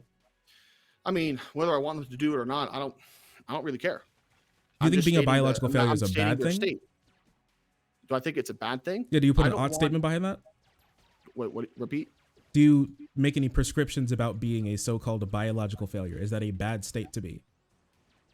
I mean, dudes who don't want kids and want to ride motorcycles and drink whiskey are biological failures, but they're having the time of their lives. Who might say that they're bad for that? I don't care. Okay. So let's say, just like hypothetically, if every time you use the term biological failure, three guys kill themselves. Is that something that you would like keep using because you want to, or that's a lot of power? Oh man, it's like, no, I'd probably just say genetic dead ends, and then that would go around that. Sure, but like, what if any term like that, that's like dead end, failure, not unsuccessful, stuff like that. Like 3 guys killed themselves, and they're all in your audience. That's some kind of crazy thought experiment. Do I Well, want to kill my own audience? well, No. the reason why I asked you Like, that is to what if I said every understand what time you you care say about. Black I just Lives want to find out Matter, what you care about. what if I was like, every time you say Black Lives Matter, another black man assaults a white man? Would you keep on saying it? I mean, I don't like You would say people getting. no. I don't Yeah, like getting people isn't that just a weird kind of like I'd hope you'd stop saying it. Well, I just want to find out what you care about. That's why I asked you the question. But would you stop saying BLM, Black Lives? Would you tear down that? Would you burn that Black Lives Matter thing on your wall if it meant that you could save Do I have to white burn men it? I'd from rather getting just attacked like by put it random in my black closet. dudes? What do you say? Would I have to burn it? I'd rather just put it in my closet. Like that sounds bad for the environment. You put it in the closet. There's a joke there. I don't want to put my Black Lives Matter flag in the closet. It's like what? It's like you get a bunch of these Klansmen dudes like running around like doing all this racist stuff, and then they get home, they look around, and they turn on the camera and they like take a knee, go like Black Power, we need to save George Floyd. BLM What? allies in the closet. Okay. Listen, bud. But you're saying listen, like I honestly think feminism is really good for guys. There's a reason why I run my my men's liberation podcast, and we do it from a feminist outlook. Do you think we're more feminist today than we were 100 years ago? More feminist today. Than 100 years sure. ago. So sure, but there a lot of things go into that. And so I would like to ask you, because I haven't heard you define it. What does the word feminism mean? Well, I kind of look at it historically, right? So whenever I have like a right-wing dude or maybe more of a normie kind of guy on, or maybe some bread tubers, and I call them a feminist, a lot of times they kind of reject that label because people hear feminist and they think fat, technicolored haired whale marching in the streets, screaming at dudes. No, I mean, that's a stereotype. If you believe in the 19th Amendment, you're a feminist. Like women having the right to vote and stuff? Yeah, that's first wave feminism, right? Okay. So you don't believe women have the right to vote? Or should have the right to vote? I don't like voting. I just don't like voting at all, really. Well, it's not about like what you like. It's about how society should be structured, right? I mean, am I going to decide how society is structured? Like, am I a dictator here, or is it just like, what should I politically push for? Sure. Like how you want society to be. Do you think that in that perfect society that you have in your head, that women have the right to vote or no? I would restrict it to those who are productive and are able to contribute to the military or the tax base. Now, once you say that immediately makes like 70% of women would lose the right to have a political influence. And then, you're like, oh, but my 19th. But that means a lot of dudes aren't going to have the ability to have political influence. But like, I don't give, it sounds weird because you guys in the bread tube think about politics and policy all the time. I don't spend too much time doing that because I see it as a pointless endeavor because I'm never going to have that kind of power, right? Well, your entire channel is based around politics. You run a political channel. No, it's not. Yeah, I don't talk about policies. I don't talk about politics is not electoral. Well, politics is not only electoral politics. You can call it cultural, but like, I don't know, the idea of like politics and political systems, like what? I'm not making videos saying like, this is the political system and laws we need to come behind and pass. We need to fight for like a single payer healthcare or do that kind of stuff. But once again, you're just like saying that policy or electoral politics is politics. It's not. Like, I think most of our politics isn't electoral politics. It's social and how we treat each other and what society should look like, irregardless of the government. And that is a political channel. You make hot statements all the time about how you think society should be. That's like me saying civil engineering's chemistry because you're using chemical materials to build. No. Like, in a kind of sense, sure. Can I ask you, like, what's politics? I would say it has to do with the government and running of the government. Right? Politics is just running of the government? Well, it's the polis, right? Like what kind of government's in charge? How are you going to change it? And you could be like, cultures, who you talk to, your social media trends. Like, yeah, that influences it. But I wouldn't consider like big titty TikToks to be politics. I mean, it depends. If they want like more people to respect big titty. No. I'm talking about e-horse just showing their tits for likes on TikTok. That's not politics. I mean, I would disagree with you, but in this discussion, you want to. No, disagree. A 18-year-old girl bouncing around, shilling her OnlyFans. How is that a political movement? I do want to hear. Well, are we talking about a politics or a political movement? Oh, politics. Just politics. Yeah, politics. Sure. I mean, if she's doing that, that has to do with a lot of ways that society works and how society runs, like the acceptableness of that, like whether or not she will be shamed for that. It's like culture, right? Sure, I guess, like whether the Well, culture online or the I guess culture I like would say generally. I use more. I divide it more than just saying it's all politics, right? So I think what's acceptable to do on social media, um, I don't consider that politics. Now, what gets banned from because a law is passed, yeah, that's kind of politics. But like girls showing their assets on What about what's TikTok, banned? Not because of what a law's passed, just because the company's like, yeah, we don't want to associate with this anymore. I mean, that's company policy. Yeah, it goes into cultural influences, right? So, like, who controls this the centers of power? Political groups, right? Or I say social. You can say not political, social, because not everybody who's going to vote for a Democrat nearly will agree with all their policies. But it's like the cult, it's like a culture war. So Okay, that those sounds like people a are, lot of politics, personally, like a what do you culture say? war. Well, I think it's more cultural. They really do blend, and at least the last 10 years, they've been overlapping a lot. Mm-hmm. But I wouldn't consider me making fun of some chick who is complaining that no men want to date her now. That's not politics. That's a very Well, personal story. I guess, but you're making a prescriptive statement about like how society should run, right? Like if the society ran to the way that you said it would, that would be completely different, like scene. That'd be completely different culture. Sure, but I don't have like a series of videos saying this is exactly how society should run. I'll Well, make like offhand comments about how you can make sure your life is better, your family's life is better. But I'm not saying this is who should have political power. You pay this amount of taxes, and we need to ban this kind of actions. Like I don't. sure, That but like belong to once me. again, that's that's electoral. Like still, I think like I don't think politics is just like everything that happens in Congress. Most Well, of it happens in between people. yeah, you would probably think that the majority of red pill messianic channels are political channels, right? I think all of them are political channels. Yeah. So we just have a different definition of politics. So I guess. Now, like for when I me, think when someone says I have a political channel for you to listen and watch, that kind of makes me hyper focus on things that talk about elections, politics, policy. sure, You you can talk call about me policy as political well, because right? I don't shy away from it, but I don't think you take me next to like three of the other political channels, they would be embarrassed to be saying next to me. They're like, well, who the fuck is this guy? It depends. I mean, He's honestly, not politics. sometime for like actual political work, I think your channel may be more influential. It's more Ooh, personal. ooh. Someone could feel like you're just like some guy that they know at like at the lunch table at work, and not like a commentator at MSNBC. So you could affect more politics by reaching more people on that personal level. Yeah, I mean, I think most of the people listening to this channel, politically speaking, they're not going to move that much. I'm more influencing like whether or not they're going to the gym, whether or not they're going to decide to try to turn a hoe into a housewife, whether or not they're going to spend time in a useless endeavor like I don't know, let me think, some random college degree like gender studies. Okay. I mean, Although it's I a take that back, I do think gender studies, if you're the right kind of ethnicity and gender, it might be a good investment considering all the gender diversity officers they have now in companies.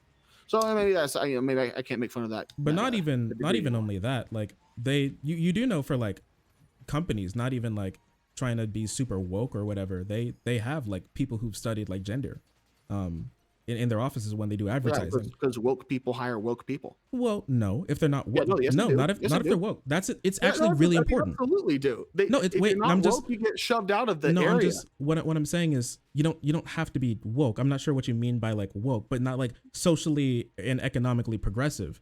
You Feminists will never hire someone who's not a feminist. these aren't feminists running a lot of these companies. They don't care about They all feminism. believe in the 19th. They're feminists to me. You don't know that. They could. It doesn't matter. But You what they think matter that these people running to companies don't think corporations. women should vote? I don't know, and it doesn't matter because it doesn't matter to the way that they run their business. They'll hop if it was politically efficacious, and my bad, if it was monetarily efficacious, they'd hop behind repealing the 19th Amendment in an instant. They don't care about the culture. They care about making money. That's their job. They have a fiduciary responsibility to make money for their So shareholders. That's all all they these care about. companies that get woke and go broke and That just doesn't happen. Like the thing is, like that's a Wait, really it cool. doesn't. That's Wait, a really cool story. It just doesn't companies don't happen. go Very woke and real. lose money. I mean, I don't know what you mean by go woke. Some companies try So some like things companies that that to like make like appeal that to a have certain like like group hyper of woke people. companies that have hyper woke. Usually they're like in the social media branches, right? It's not like some production managers. It's like we need more ambiguous genitalia, native, transgendered people work in this production line. Shut, no, that doesn't happen. It's like these people come out of college, work in social media. They say some dumb shit and they lose a company a bunch of money. That just doesn't seem to happen that much, because if it did, because here's the thing, that just doesn't even on the face of it, it doesn't make any sense. Because if they did, these people who run these companies wouldn't allow it to keep happening. It just wouldn't. Once again, they can be sued by the by their shareholders. I have stock. I could sue any company that I have stock in for not keeping my best interests monetarily in mind. Like this just doesn't happen. Like sometimes they try things out that doesn't work, and then people say, "Look, they tried to go woke, and then they went broke." But what just happened is that they tried something. So when Coca-Cola had that huge course about how to make sure you don't act white, they didn't lose stock value for doing that, because that happened. They stopped, didn't they? Yeah. Okay. So it seems So like there they are didn't. woke So people. it There are seems like woke- they so care there less are about being woke- so woke there and are care more woke about like what. people. So no. I agree with you that they care more about money than they care about being woke. It depends on the company if they're big enough to absorb that shock. But I'm sure there's been companies who went woke and went out of business. I mean, sure. There are companies that went super like conservative and went out of business as well. I mean, or have people at the top who really like Donald Trump, and then went out of business or like lost a lot of stock. I mean, like the My Pillow Guys company is not doing as good as it was. I know Chick-fil-A. Actually, I don't know if they lost money for sending the donations. But do you have an example off the top of your head of someone who went conservative and lost their business? Well, I'm not sure about losing their business, but I do know they lost money. Like the My Okay, Pillow well, guy, give me an 100% example. lost a lot of money. That did? company lost a lot of money, and sponsorships and deals. Wait, what company? Same thing goes for like Goya. They lost a lot of people who wanted to support them and work with them. That's a loss of money. It may not even be a loss of money at the moment, but it's a loss of business ventures in the future. You'd have to look like 5 years in the future, because it's like, I know, like both sides, someone goes woke, the Republicans go, oh, and then there's like a backlash, but then other woke people are like, support our queens. So like, I don't know what kind of time frame is going to be. Sure, I mean, like even like some I don't know, like some other companies, like people tried it with like Nike, like football man no stand up, and then Nike got behind Captain like what the fuck is his name? Like Kaepernick, whatever. Oh my god. What? Nike man no stand up. Yeah, football man no stand up. Like they were just like pissing and shitting their pants. Why football man no stand up? Yeah, I don't think. And so nothing really happened. Actually, they gained. I had Nike stock at the moment. I was pretty happy. Like I gained money from that. Yeah, well, I mean, all the stocks kind of went up because inflation's been going up, right? I mean, it depends on the type of. Did you buy it during the controversial dip? I was holding it during the controversial dip, and I bought more when it dipped. I was gonna say, if you bought it during that dip, you would have made. I don't know how much you would have made. You probably bought more during the dip. Well, the people who got pussy hurt about that were like, old conservative boomers. They're not walking around in fucking Nikes. Well, it was a lot of sports companies are conservative, and there are a lot of sports agencies around the country that said that they were no longer going to use Nike. The thing is that they just didn't lose money because the people that they were liked what they did. Jordans don't care. well, that and the also Nike's doesn't care. Yeah. Well, Nike's international went up, and other people who like Nike went up. It wasn't just like Jordan. It was like Nike themselves. They just did better. Same with Carhartt that's going on right now. Like a lot of conservatives are getting really mad at Carhartt because they had their employees get safe by getting the COVID vaccine. So they burned all their Carhartt, and now Carhartt is back in the news. Let's say science juice. I think the more times we say the V word is not good. Oh, you don't like that? You want to say like Fauci ouchie, the jokey no, pokey? I don't like that either. That one just makes me cringe. The clot shot? Fauci had nothing to do with that shit. You like the clot shot, or can I not say clot shot? I mean, I just like science juice. Joe juice? What about that? It's alliteration. What juice? Joe juice. O juice? Yeah, Joe juice. For Joe juice. Yeah, Joe juice. I mean, he didn't have anything to do with it either. Sure, but he pushes it. Yeah, but Trump pushes it. So like that has nothing to do with it. Like, but they like Trump. But the people who say that, they like Trump. They don't like Biden. So it makes sense in that regard. yeah, the people. It's just it's both sides have people. Well, I don't really hear that many people on the left who are against it. Yeah. But I think a large contingent of people on the right are against it. Even larger are more neutral about it, and the ones who are saying the crazy shit, they get platformed by the left because it's like the who is it, the black Hebrew Israelites, when they say crazy shit, they get platformed by the right because they want to slander the whole left with those dudes. Yeah, sometimes. I mean, it just it just depends. But no, but on like the topic of feminism, I asked you what that meant, because I'm genuinely, I don't know what you mean when you use the word feminism. Like a lot of these words on the internet, they just have like their own meanings. Like Yeah, when so like when Sargon when Sargon got asked like what's feminism, his response was literally people who disagree with me. well, that's kind of like how I see you guys calling people racist, right? Okay. So like Would you consider yourself racist? there are people out there like, oh, you're racist. It just means you disagree with my proposition of how we heal the divide. I guess. I mean, like some people don't know the words that they use. Well, I think they do. It's you want an emotional reaction to attack people. But when I use feminist, most of the time, I'm like, I have the bare minimum standard of the 19th, and that makes it really easy because is there anything else? What about like the second wave feminism is the jobs, going into the job market, right? Well, what about like marital rape laws? Wait, whoa. We use grape on this channel. Okay. Well, what about marital sexual assault laws? Grape, don't say those can words. I can't say that either. What about SA? Can I say that? Wait, what you say? I say what? SA, like the SA? letter S, the letter S. Yeah, A. you can use that. No, I'll try to remember what it means. And it's not like I get upset about it. It's just that like I'm like I got PTSD from all the channels that got heated by some channels the Dark Lord. Oh no, Susan has it out for you. She doesn't like me. Well, her censorship team doesn't like me. Oh no, they hunt you. But like yeah, like what about like marital SA laws? Like it was legal. Well, it was like it wasn't illegal to like SA your wife. It was just like that wasn't a thing. If you're married, you could like acquire sex from her whenever you wanted. Are you against that? Because that was a part of feminism as well. I think there's probably a lot of feminists, or I should say a lot of non-feminists when that passed, who were for that law, right? Okay, but like that is feminism, is it not?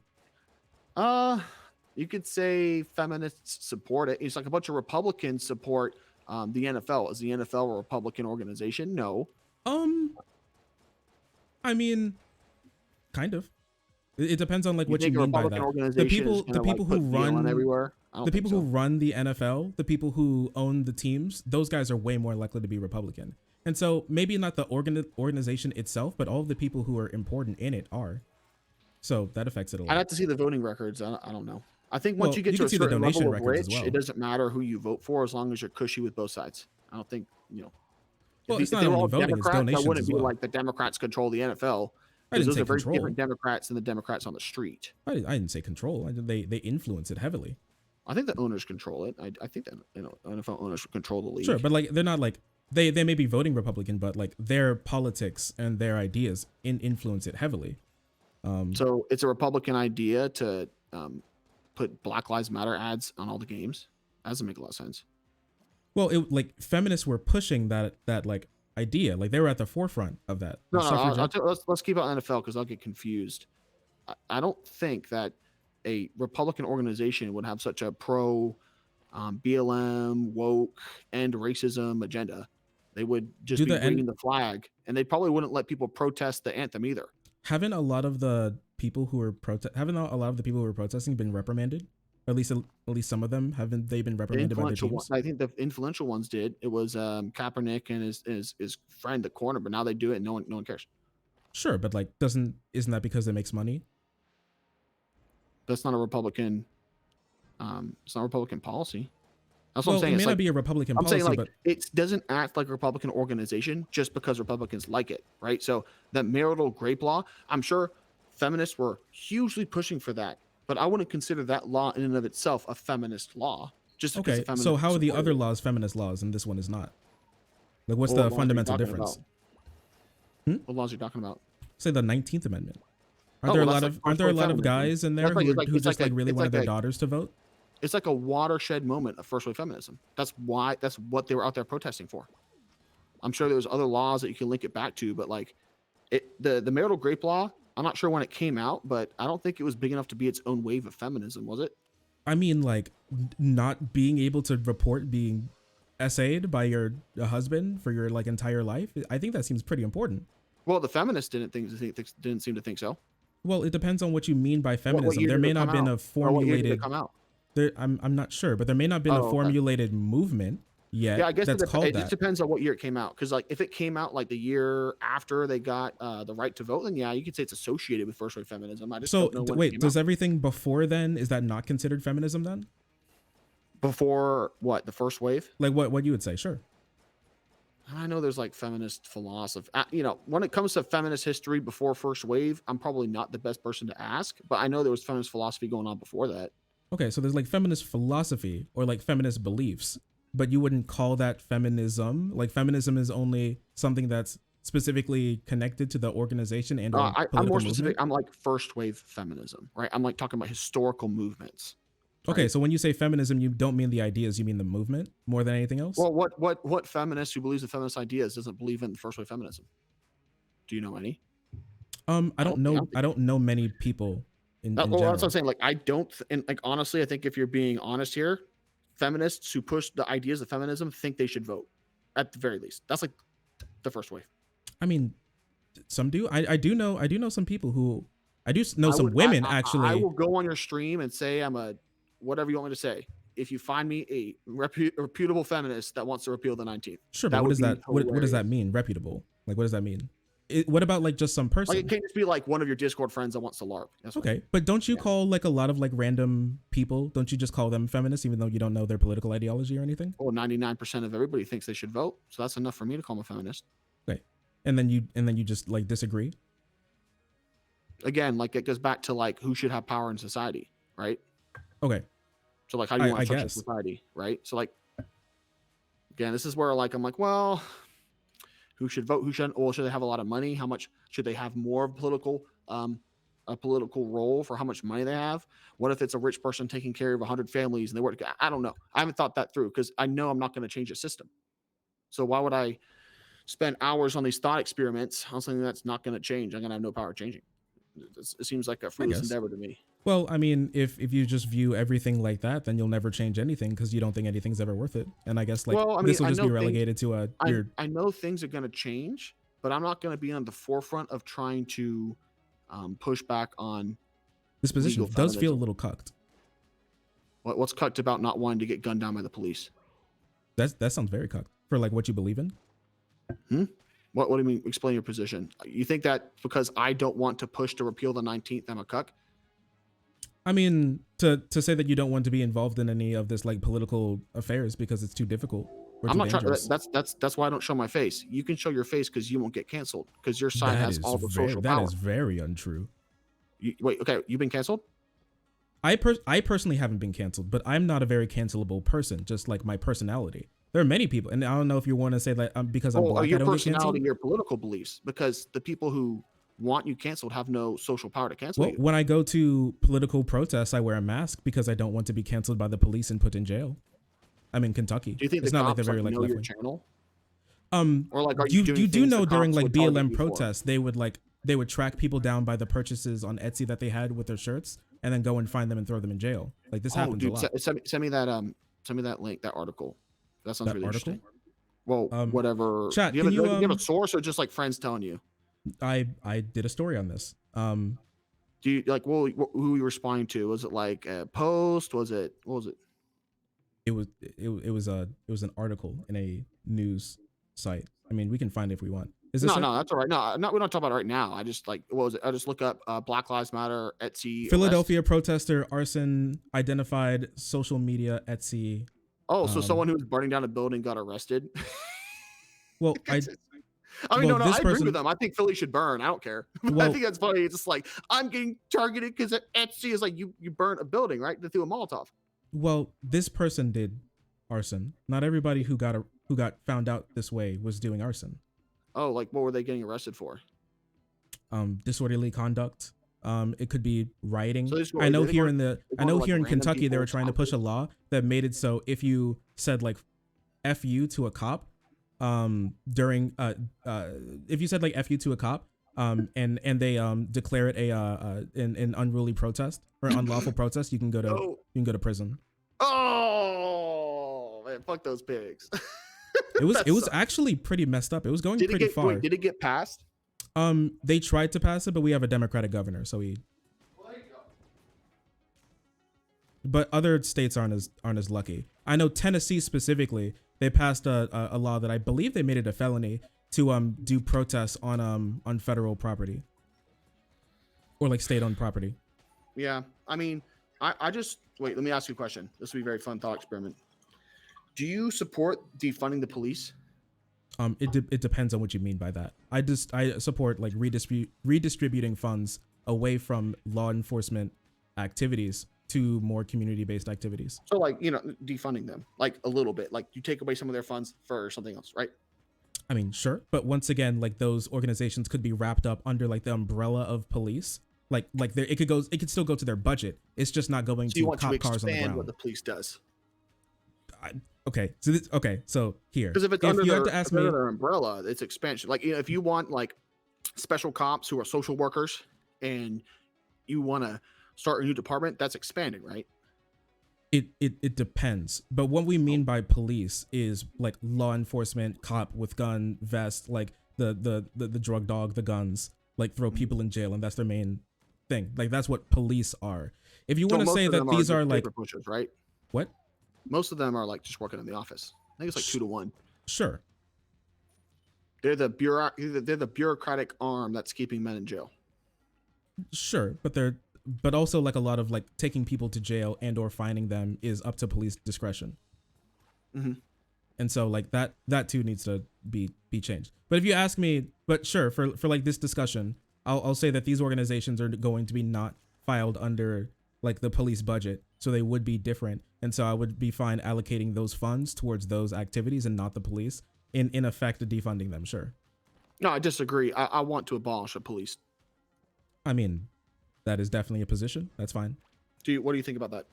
I don't think not only is it not feasible, but it's not it doesn't seem something that's beneficial at this time. Is that your long-term goal, or is that your like tomorrow if I could I'd abolish the police? So I've been not canceled through this channel. I've been canceled IRL through some, you know, giving some little speeches not related to this kind of stuff. And yeah, I had some Antifucks follow me home, and I know where they live. I know where they go to school. And the only thing stopping me from protecting myself are the cops. What do you mean protecting? Like, you mean you want to like hunt them down and kill them like Hitman style? Well, I'm getting death threats every other week. Can't you go to the police? Have you like filed that to the police? You can get a restraining order. Multiple reports. Restraining orders, it's a bitch to get done. I have 2 on the 3. But they're still doing their shit. They're still talking about me. They're still sending their pictures to their friends on Discord. I hope they stop. They won't. Well, I mean, I hope they stop too. But what I'm saying is the only thing stopping me from defending myself are the cops that would show up to my house afterwards. Okay, so you think like defending yourself in this scenario means you have to like kill them? Whoa. Let's not use that kind of language. I don't want to go too in depth. You have to unalive them? Even if I went to their house and pooped on their doorstep, I'd have to deal with the cops, right? Okay. There's a wide range of things I could do that the cops would come after me and hammer me down. All right. But okay, so you don't want the police to help you here? You want to be able to... Oh, they don't help me. They don't help me. I mean, they don't now, but like if they... I'm let's sure say if they came onto my property and tried to kill me, they'd help me. Okay. I don't want that to happen. I mean, if your goal is to abolish the police and this is the thing that spurred it on, I mean, go talk to your local city. Well, talk to your local municipal government. All the Black Lives Matter kind of people who think they can come into my community. The only thing stopping me from defending my community are the cops. What state do you live in, if you don't mind saying? What state do you live in, if you don't mind saying? You don't have to answer that question. Let's say Mountain West. What the fuck does that mean? The Mount. Okay, so like Colorado. I was like, So like Colorado, right? Like that area. Like what did you think I said? I originally I heard Mount West, and I'm like, who's West? I mean, I hope that you guys are having a good relationship, but That's okay. Yeah, the Mountain West. Okay. All right. I mean, I don't know. Like, depending on the type of government, yeah, I don't know, you may be able to talk to them. There are like a lot of like libertarian boys out there. I think there's like one libertarian senator. Mm-hmm. There's barely any libertarian state government people in power. It's all Republicans in the rural area and the Democrats in the cities. Sure. That's pretty What much. issue do you think that guys have? Like that really, like, what's your like main issue that you think that men have that needs to be fixed, like societally? Oh man. Let's just say men shouldn't have to pay taxes towards single mothers who they don't have sex with. Okay. That's why I So, brought up biological failures, right? So like okay. let's take the incels or the dudes who aren't having sex a lot. I think it's like a third of men haven't had sex in the past year. That was like the big study people were talking about. Yeah, like guys between, I think it was like 17 and 30 haven't had a sexual relationship in the last year. Yeah. So those dudes aren't getting any pussy. They're biological failures, right? Well, they still have to pay taxes. Well, when you're 18, if you're not having sex, you're a biological failure? Now listen here. It doesn't mean you can't not be. It's just that you don't have a family. You haven't had children, right? Wait, so every guy is a biological failure all of the way up until he has kids? It's almost like a race. If you die before you hit the finish line, you didn't complete the race. Okay, but wouldn't you be a biological failure? To the same point, you hear biological failure and you're getting really...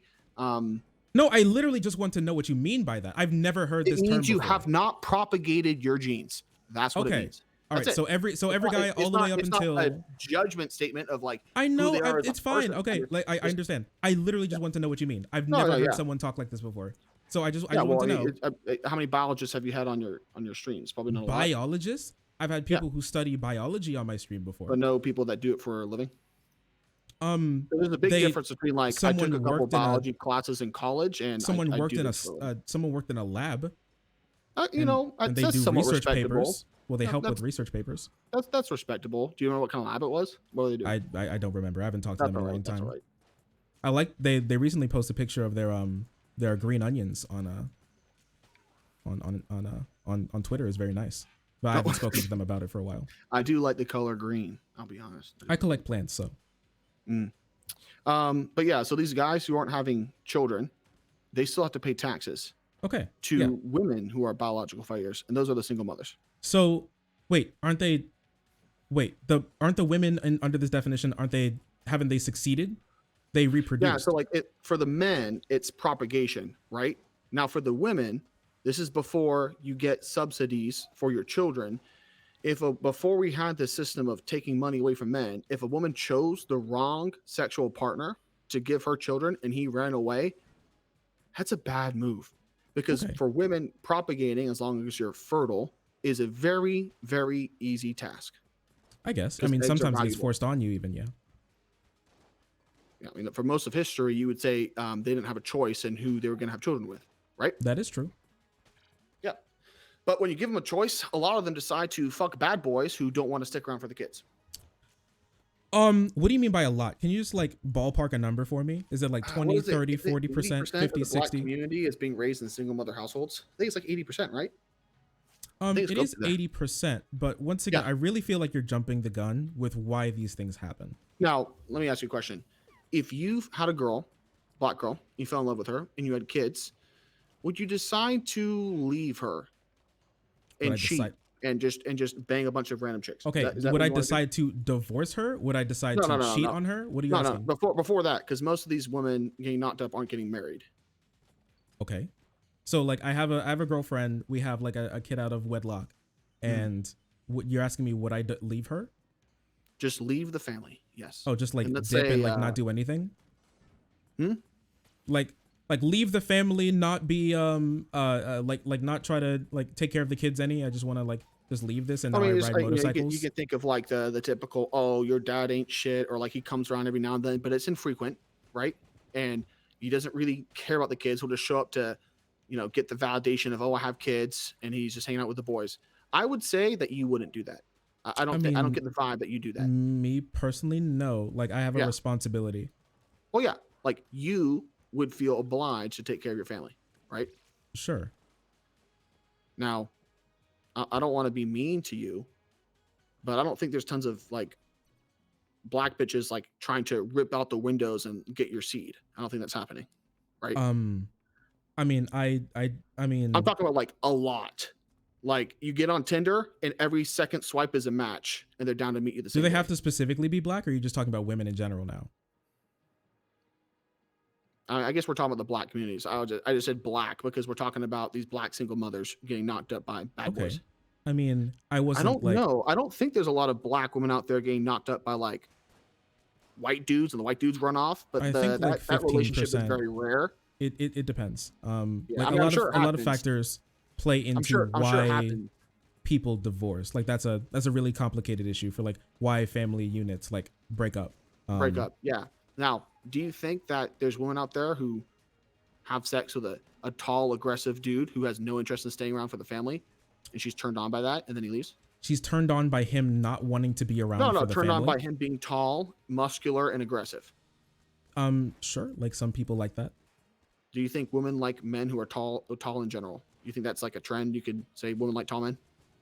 I guess I'd preface that a lot, specifically for talking to guys, but sure, if you want to say that. I think it's a reliable trend. That I think it would be women like reasonable. men who are taller than them. Mm-hmm. Well, you know, that makes sense. But they don't like, you know, we can look at the other side. They don't like short dudes. They don't like They short don't like dudes. dudes who are shorter than them.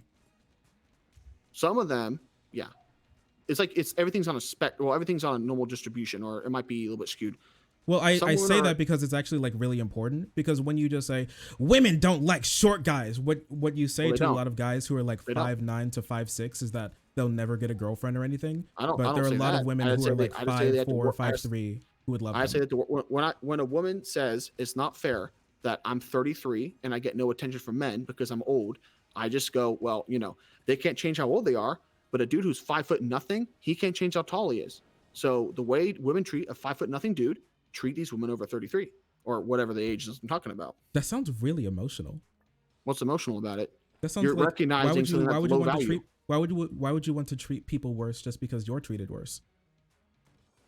You're treating low value mates. So when people think, I'm not sure if I should go for How old a are you younger again? woman. I mean, I should give this 33-year-old woman a chance. Well, does that 33-year-old woman, when she was 18, did she give the 5 foot nothing dude a chance? No, That's so emotional. You don't that's not know if she no. did. Yes, No, that is. You're it's not making emotional. all of these It's not emotional. assumptions. Do You're you making all think wait, a wait, man? wait. No, no. Let's be honest. Do you think a man who's 5 foot has a better or harder time getting dates than him? That's who's 6 not foot? what we're talking. You don't know if she gave a 5 foot guy a chance in her life. We And are this is talking. You see, this is where you're taking you're thinking of a woman, one person. I'm talking about populations. the thing is, you are giving guys advice to how to treat an individual, and they may be a part of a population, Well, but I'm they're not going to treating tell an dudes. individual. I They mean, don't like, treat the I'm telling them population. how to treat all women over whatever age. Yeah, That's not so you're one talking woman. to them about treating a population. Okay, Yeah, so I'm talking yeah. about treating individuals, which actually happens in real life. Like you Well, don't that's know completely what they different than did. Why generic are you going to advice. punish this person over your Well, like emotional trauma? it's like saying you should stay away from pizza if you want to lose weight, but then like you're sitting in front of a Weight Watchers pizza that's 100 calories and it's made of cardboard. Your individuals, there's a whole lot more characteristics in that than just a trend. All you The know about thing this is, chick is she's 33. sure. So don't treat her like shit. Well, I mean, 95% of her eggs are gone. Well, no, 90% at 30 of her eggs are gone. Okay. So, like, if you want to have a strong family, why would you even give her a chance? If all you're looking for is family, I guess. Well, once again, you can freeze eggs. And frozen eggs have much higher percentages of congenital defects than fresh eggs. I mean that your kid may have defects. Part of it is confounded because women who freeze their eggs do it at like mid-30s, and they're already old, damaged eggs. Okay. But if a woman, I don't know a lot of women who are 18 and freeze their eggs. I'm sure 18-year-old frozen eggs might be a bit better than 35-year-old frozen eggs. But, you know, if men want, I agree with you. If men want strong families and strong children, that's a very specific kind of person. So, like, when I give my advice, I'm not telling every dude she needs to be a virgin. She needs to be between 18 and 22. I'm just saying if you want strong, healthy children, that's what you should shoot for. Some dudes don't want a lot of kids. Some dudes will fall in love with a 30-year-old woman who has slept around and is old. Sure, like that's fine and everything, but what I care more about is like this like really weird, emotionally damaged idea that that you should treat like women that you don't like as like your What? high school crush who rebuffed you, and now you What, need to be able to that's like some get back at projection her. right there. Do you want to talk about your high school crush? I didn't have a high school crush. Oh, well, that's all right. But yeah, no, I think your this your sounds like, go-to argument is to don't you say think that I'm that being like emotional this here. sounds I'm more? talking about genetic quality of eggs. And you're like, are you No, taking no, this no, no. emotional You're not just situation? talking No, about no, no. genetic quality of A eggs. You talk 33-year-old woman what is I'm low telling you. value, What and I'm these asking dudes who you. want kids should see her as low value. The way women see short men as low value. If you don't think women see men They in don't general see who are short as low value, you're fooling yourself and your audience. what I don't know what you mean by low value. They could think that they're very valuable. They're just not attracted to them. We're talking about the sexual marketplace. I don't care how valuable. I hate this idea of sexual marketplace. That's your like first problem. That's you don't gross like as a fuck. lot of biological terms, so I understand why you don't like that term. I don't know where you got that from, but okay. Listen. Do you think that humans have sexual agency? It's not helpful to do that. It's just not helpful. It's not helpful to talk to guys like this. No, it's not helpful to talk to them in the form of like a sexual marketplace or anything. They're not something to be bought and sold, and it doesn't even work like that. You are quite literally exchanging calories for eggs. That's what you're doing. Do you see your relationships like that? It's influenced by that. If I'm making $10 million a year, I'm going to have a wider selection of women to choose from if I'm making $10 a year. I know talking in biological terms this is new. I get it. And it could sound very offensive. No, I talk in biological terms all the time. Like I talk about a lot of these types of, well, not this in particular, but I talk about like biological terms all the time. Just like someone talking about like something so interpersonal and so like important as like a relationship, and you go, yes, my relationship, we're trading calories for eggs. This sounds so weird. Do you think that making more calories is not going to affect the quality of relationship you're in? Excuse me, you said making more calories? It's a biological equivalent of money, right? Because back in Oonga Boonga times, when we were all just like hunting megafauna, you weren't taking out a Visa credit card and a Ferrari. You were bringing back calories to the tribe.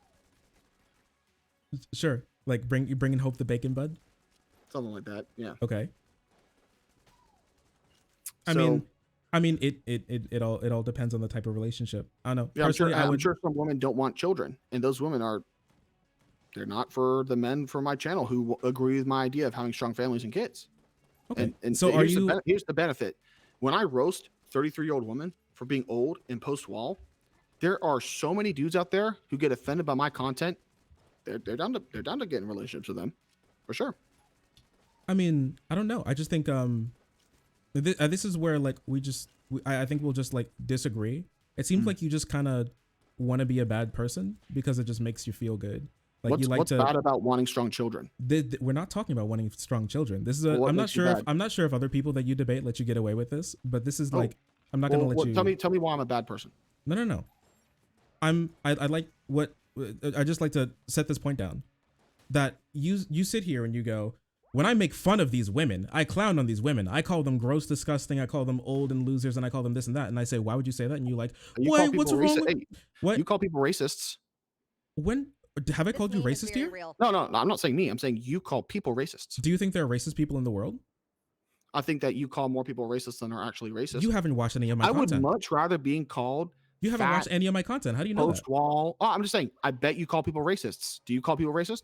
I mean, racist people exist. So when I see a racist person, I would guarantee you call more people racist than who are actually racist. Well, that completely is based upon like your idea of racism. I think your idea of racism, just like just thinking about it, is probably incorrect. Do you think that people can be racist against whites? Yes. Damn it.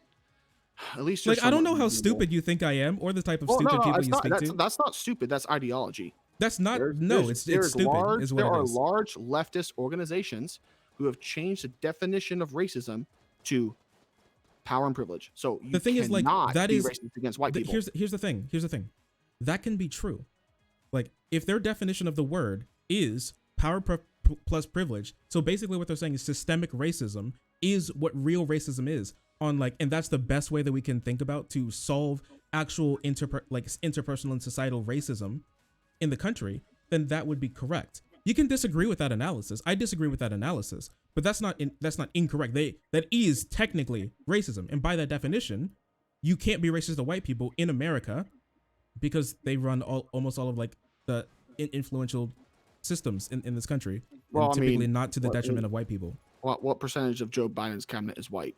I don't know. I don't care much about Biden. Well, you're saying they're white people are running the powerful institutions. Don't you think the cabinet's a powerful institution? It can be. I mean, What Biden's do you mean it administration can't be? isn't doing very much, so it's not like they have much control. Biden's a potato. I'm pretty sure the cabinet's more powerful than the last presidency, I would assume. I mean, Do you think in their first 2 years, absolutely not. Do you think that Trump would push back on his cabinet more or less than Joe Biden would? I feel like he would push back more than Trump would push back more on his cabinet. Yeah, he'd be like, no, it needs to be my way, right? Sure. But Joe Biden. But Trump's like really stupid. He doesn't like put people through who benefit him. He just kind of okay. So yeah, so like, but like the cabinet would probably have a harder time getting their stuff done than right now with Joe Biden. Well, falling asleep. Well, a lot of stuff that passes through the cabinet also needs to pass through the Congress, and so since Biden barely has Congress, a lot of stuff that he wants to get passed won't. Do you think the cabinet's powerful? The cabinet can be. Do you think it's powerful right now? Not really. Because you're talking about white people and institutions of power. I don't think the cabinet is that powerful. I also don't think the executive branch is like that as important as a lot of people say that it is. Okay. I would consider the cabinet, considering what it's like, I don't know, like 20 people. I think it's a very powerful 13. position to have. Yeah, it's a very powerful position to have. I mean, yeah, most of them are they're not white. I'll say it like that. Okay. So are we going to address them in positions of power? The cabinet is not the only thing that matters in I'm just saying, country. like, you're talking about white people in positions of power. I just said the cabinet's mostly non-white. It's a different ethnicity. Most judges are white. Are we ever going to talk about that ethnicities? Most judges are white. Most people who run in power, or is that something where you can't talk about? Most of the lawmakers are white. Most of the people who run, who are judges, are white. Most of the people working under them are white. Most of the people are most bankers white? I would imagine. I don't know. I would say there's a minority population that is overrepresented in every single major position of power, and I never hear the systemic racist brainlets talk about it, which is, I don't care.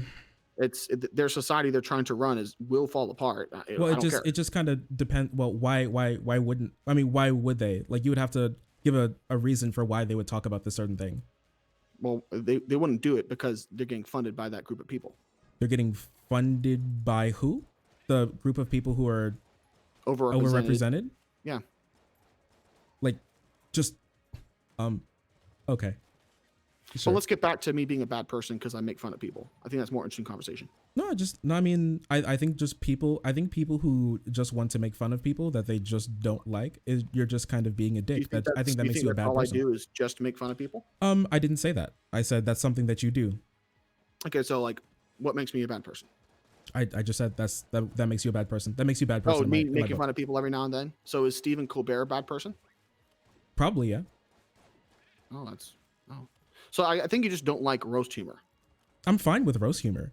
Well, I mean, if you make fun of someone, it makes you a bad person, right? Well, I mean, once again, there are more things that are it's a little more complicated than that. I'm not sure if everybody that you talk to is incredibly stupid or something, but it's a little bit more complicated than just making fun of someone. 100% of them have been, yes. Okay. I mean, it's really, it's very interesting. They probably feel the exact same. Of course they do, because at the beginning of this conversation, there's no convincing to be had. You think that feminism is going to set men free, and you got dick hurt about me talking about biological failures. You keep saying I was just so mad. I just disagreed with you, dude. You were getting kind of upset. You were like trying to make me look like be a bad person who called my son a biological failure and how I should feel bad about that. That's some pussy hurt, bro. Can you not wait? Can you not try to appeal to someone based on like things that they care about and or believe? I would imagine that you care about your son and like how he feels about the things that you say. Like, is that bad of me to think that? I imagine you have scientist friends and you would be able to understand scientific terms, and that being a biological failure is not an assessment of someone's value as a person in a relationship. It sounds pretty important. You put it into a personal situation. You're like, you're at a dinner table. You're looking at your incel son who was born with one limb and it's in the middle of his belly button.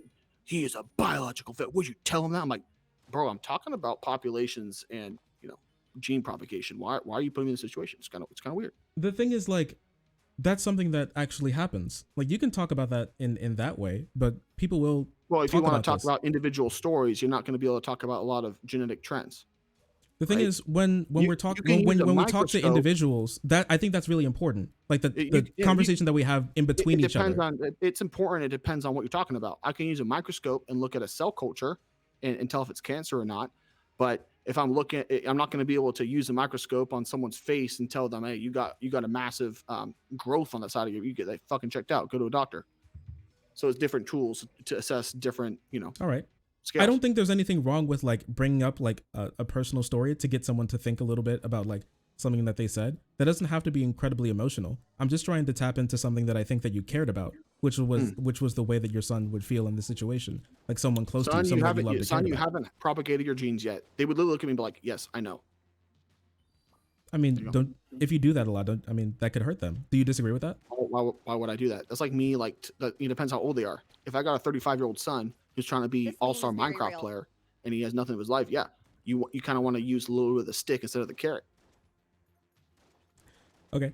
I mean, once again, these things are like really complicated. It just really sounded like you were just being it seemed pretty abusive just on the face of it. I mean, if you think that you wouldn't be like chastising your son or like your kids about this all the time, then I mean, sure. Like, I mean, it depends how old they are. Wait, how old are you? Can I ask that? How old are you? No, sorry. Okay, it's interesting. Yeah, sorry about that. Yeah, I don't like giving my demographics out. I don't want demographics. Yeah, demographics. That's age is part of demographics. Okay. I don't want ageist coming into my chat and making fun of me for being too young or too old or too not young. green enough. Okay, so are you looking to build a family? Oh, dude, what do you think, man? Like, come on. I don't know. Obviously, I have this no hymen, no diamond. You think if I'm just trying to drink whiskey and ride motorcycles, I'd be talking about the value of a virgin bride? That's just could be something that you care about, that you think is important, but not for yourself. I do that. No, I don't care. I don't care what people who disagree with me, what they do with their lives. If people can be happy marrying porn stars, all the power to them. Do you think you can? Do you think I can marry a porn star? No, just someone. I think they have a much higher likelihood of getting divorced or having marital problems, but like that's their risk, right? So like even if a girl if a girl takes like 6 dicks, she's going to be 58% likely to divorce. That means there's 42% of them won't. That 42% speaks to that personal story, that personal relationship, right? So like it's not guaranteed. It's not 100% guarantee you're going to get divorced and destroyed in family court. Are you religious? What? Are you religious? You could say a little bit. A little bit? Are you Christian? Yeah, any denomination? Yeah, a little bit. A little bit? Sorry. Shark's just like, the fuck is this guy? I mean, I'm personally religious. I grew up in a religious household. My household that I grew in is pretty traditional. I think that you would say that. Wait, let me guess. Methodist. No. Fuck. Baptist. You're Protestant. Just general Protestant, like non-denominational? Yeah, we just vibe. My parents brought me and my little sister to a Catholic church and they made us cry and I never did it again. But yeah, I've gone to I grew up when I was younger in a bunch of like Christian schools. Okay. Private schools. And like my family dynamic would be pretty traditional as you would imagine that. I guess your preferred relationship status would be. Are your parents still together? Yeah. That's good. Congratulations. You won the lottery there. I mean, I guess. I mean, 80% of your community doesn't have 2 parents in the household. All right. So like that's good. You're the top 20%. Your family's top 20%. Yeah, I guess. Sure. Yeah. So that's my upbringing there. So this doesn't come from or these positions don't come from where how I was raised. It comes more from like what I believe in, what I think is like right for people. Well, I just haven't seen like anybody on like your side of the aisle or of the discussion like give any like prescriptions for how the world should be that seems to like work and or are helpful to like a majority of guys. It really seems like the type of things that you give. Are you saying this in the viewpoint of your religion? Well, you could say like I guess like a little bit rides into that, but also Okay. A lot of what I talk about is from like a secular framework. I still believe in, like, you don't really separation of church and state. You're not really preaching out here. I understand that. I mean, I do a little bit. I have my favorite Bible verse in my Twitter, but a lot of the stuff that I talk about can be easily justified through a secular framework. Don't tease me. What's your favorite verse? It's James. I forget the exact number at the moment. I put it in there a while ago. Just make one up. It's James 3:12. Okay, what does it say? Listen, my dear brothers, everybody should be quick to listen, slow to speak, and slow to anger. Oh, that's a pretty good one. Yeah, I can see why you think I'm a hater then, if that's your favorite Bible verse. Oh, that's funny. Yeah, no. Do you still go to church? I do every now and again. So like what, once a month? I don't know, I'd rather not talk about it, but I'm also changing churches at the moment. I think the church that's near me is very bad.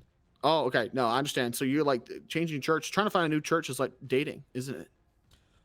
Kinda, I guess. You have to find what that speaks to your values, and I really want to find. You got to spend time out of your day. You're spending money, and then after 2 or 3 dates, you're like, "Oh, I can't come here." It takes one word to mess it up. You know, it's like yeah. I mean, it's like a mega church, right? Which already puts me off. But it's like one of those mega churches where like they all say the mega prayers that go on for an hour. That's fine. I don't care about like the sermons. The sermons are nice. The sermons are fine. The problem is that the last time I was there, they were like preaching heavily about, and I want to ask you if you're single after this, but like heavily about like tithe, and like they haven't used that tithe on like, I love the community. that shit. That's so funny to me. Is if you don't pay the Lord's blessing, you will die driving home from church today. I mean, it can be pretty sad because tithe is actually incredibly important. Like that's like peak Christian. Like, I mean, I think socialism vibes really hard with like Christianity and like its core fundamental like ideas. Well, because I would say like in small communities, yeah, but once you scale it up, because like church was supposed to be people's like original form of charity, of help for the community, of mutual aid. Like that's supposed to be what churches. That's why you want to give 10% of your income to tithe, so they can do those sorts of like community building and community maintaining abilities. But now that's been taken up by people like everybody knows the names of those like crazy preachers who like ride in like jet planes and ride in Ferraris. Joel and then talk Osteen, about, is that the guy? Yeah, Joel Osteen is like incredibly egregious. He will meet his master and he will burn. Yeah, I mean, some people are about the money. For me, I disagree with most churches because they're too weak in my What does that even mean? They're too weak. They serve their businesses. They are afraid to preach responsibilities, and they just preach forgiveness. Okay. When I walk into a church and I see the pastor's obese, I just walk out. I mean, couldn't he have like a medical problem? I'm talking about like obese, as in, I think it's 30 BMI. Most Americans, a lot of Americans are obese. How does that? Wait, what does that have to do with anything? Well, if you don't treat your body like a temple, how am I supposed to believe anything else you say? You're a Christian and you're fat. You're disrespecting the temple you're given. So what if they just have a really slow metabolism and they eat pretty normally? They could even maybe eat like better than a lot of people that you know, but it's hard for them to lose weight. What if they have to work a lot? What if they're really stressed out? So what? Yeah, I guess like there's a couple things there. I would just say, so it's the law of thermodynamics. Calories in, calories burnt. Yeah, for some people it's hard to lose weight, especially if you're old. You don't go to the gym, you don't work out. But that's the temple. You're gonna let your temple get fat because you're stressed out at work? Nah, I'm not about that. Okay. Yeah, you only get one. That's weird, right? I mean, you only get one. So like, weird. Oh, I'm stressed at work. My wife's yelling at me. I gotta eat some Cheetos. Nah. You see, it's not everybody I look at and have that assessment is the pastors, right? Okay. Because you're supposed to be an example in every single way. So a lot of pastors are obese. Most of them, they're just preaching forgiveness the whole time. They're not preaching responsibilities. Sure. Are you single? Yeah, I guess I'm not in an official relationship. You're seeing a girl? Or a couple. You're seeing a couple girls. No, I'm pussy heart. No, I'm not gay. Okay. I am. How straight am I? I'm trying to think of the straightest thing in the world. I feel like when a lot of guys feel the need to talk about how straight they are, it starts to get a little sus. Oh, really?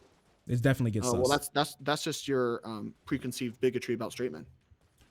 I guess. Yeah, I think, yeah. No, I mean, there are a lot of dudes who, if all they do is talk about how straight they are, it does get sus. But I was trying to think of a joke, but that's fine. I was thinking like, no, I just, yeah. I mean, I don't know. Just for me, like I said, I just don't see anything that like on your side, and I did this because for like a little bit of reconnaissance. So because I talk about it on like my side, on my program, on my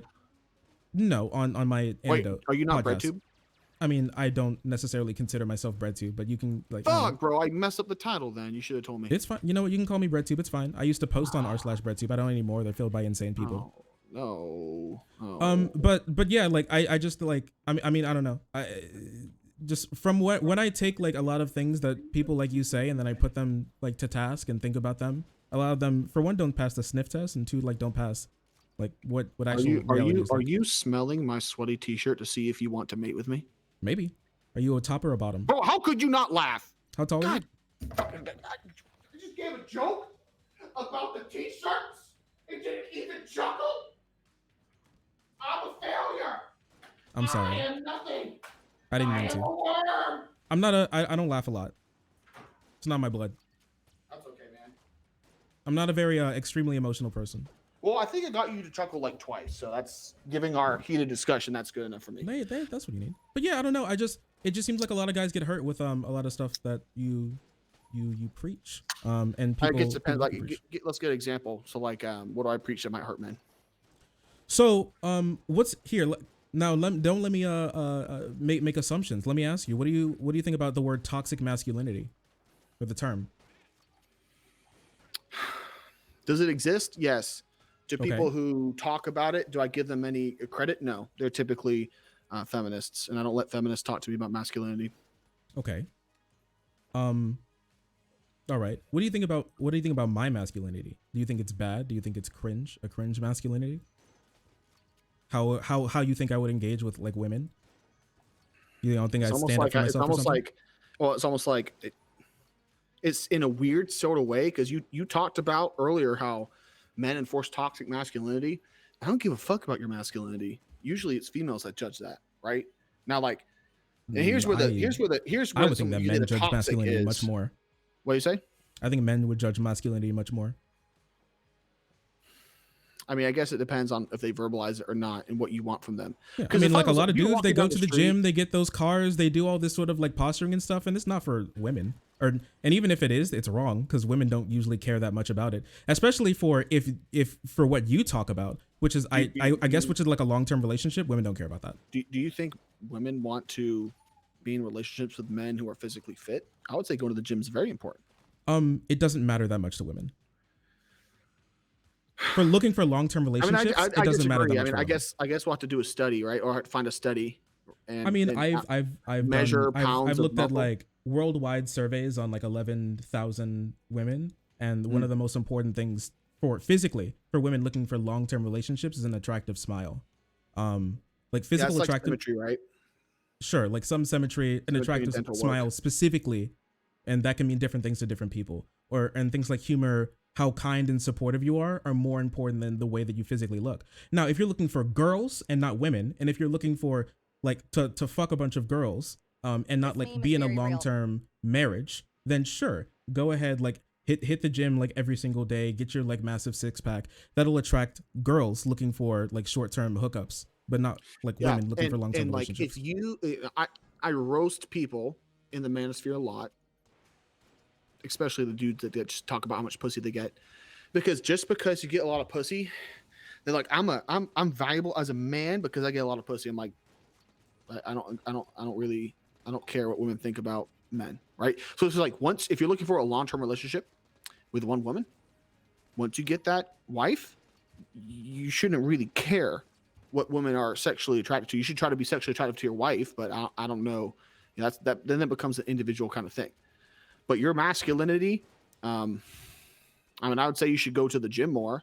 But like, again, like, would I, if we were friends and we met at a coffee shop, am I gonna be like, bro, you're so tiny, you're just no? I don't really care.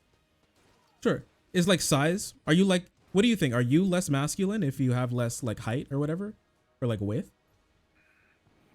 I mean, I guess it just depends on like masculine. Like traditionally, yeah, you want to make a lot of money, be dominant, be big, be tall. That's like the traditional version of that. But if you just chase the traditional kind of cultural definition of masculinity, a lot of dudes aren't going to be happy about that, right? Do you push them to do that or no? I think men should go to the gym. I'm not telling people they should like hang upside down and try to get taller, go to get their tibias broken and have metal rods put in to get 2 inches. Now I don't do that. I Do think men guys go to the who gym. do men who like have more sex with women, are they less able to pair bond? I get that question a lot. I haven't seen a study, but I would postulate that yeah, they're probably less able to pair bond, right? I'm sure a virgin dude that marries his virgin wife and they have sex, he's not comparing his wife to anybody else. So my daughter, I want her to marry a virgin man. Okay. Yeah, but now is it as bad of an effect? Well, given the situation with the family courts and who initiates divorces, I'm more concerned about the woman breaking it up. Do you think now what would you feel? So is there a valid reason to divorce? Yeah, as you said, like if you're beating the bejeebies out of your wife, yeah, it's probably her prerogative. She should get out of that situation. Is it her fault? But like if you're choosing a virgin wife to have strong children with, beating the mother of your children doesn't make your children stronger. It makes them weaker.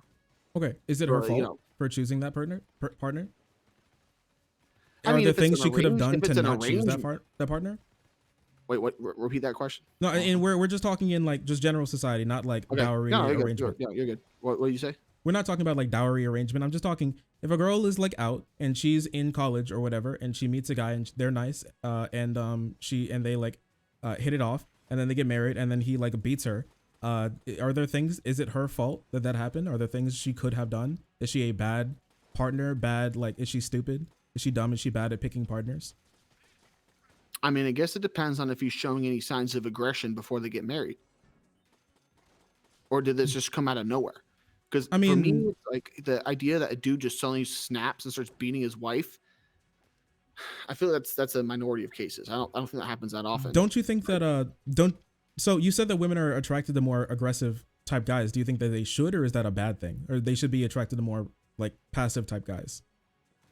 Well, typically, when men controlled women's sexual access, they wouldn't be marrying her off to like the town drunk or the town brawler, who are the most aggressive guys. Well, They would want a man who would. No, I'm saying they would want a man who would provide and make a strong family. Well, When you they'd give have women money sexual and they'd have freedom, like social like status, but that doesn't mean that they're not domestically abusive. Especially since what, like 40% of women experience domestic abuse in their life? yeah, I mean, I would just question that number.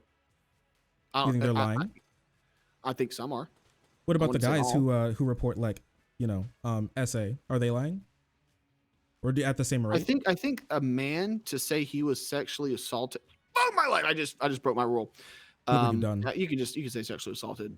Since I already said it, you might as well say it. I think a No. man who reports he was sexually assaulted, since it's such an embarrassing thing and emasculating, some of them probably are lying, but it's probably a lower percentage than women saying they were sexually assaulted.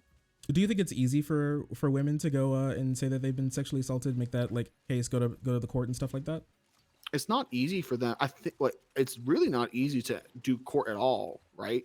To say you were sexually assaulted on Twitter and never talk about the situation or the man or anything like, oh, that's very easy. That's very easy. Oh no, I disagree. That makes you very emotionally vulnerable.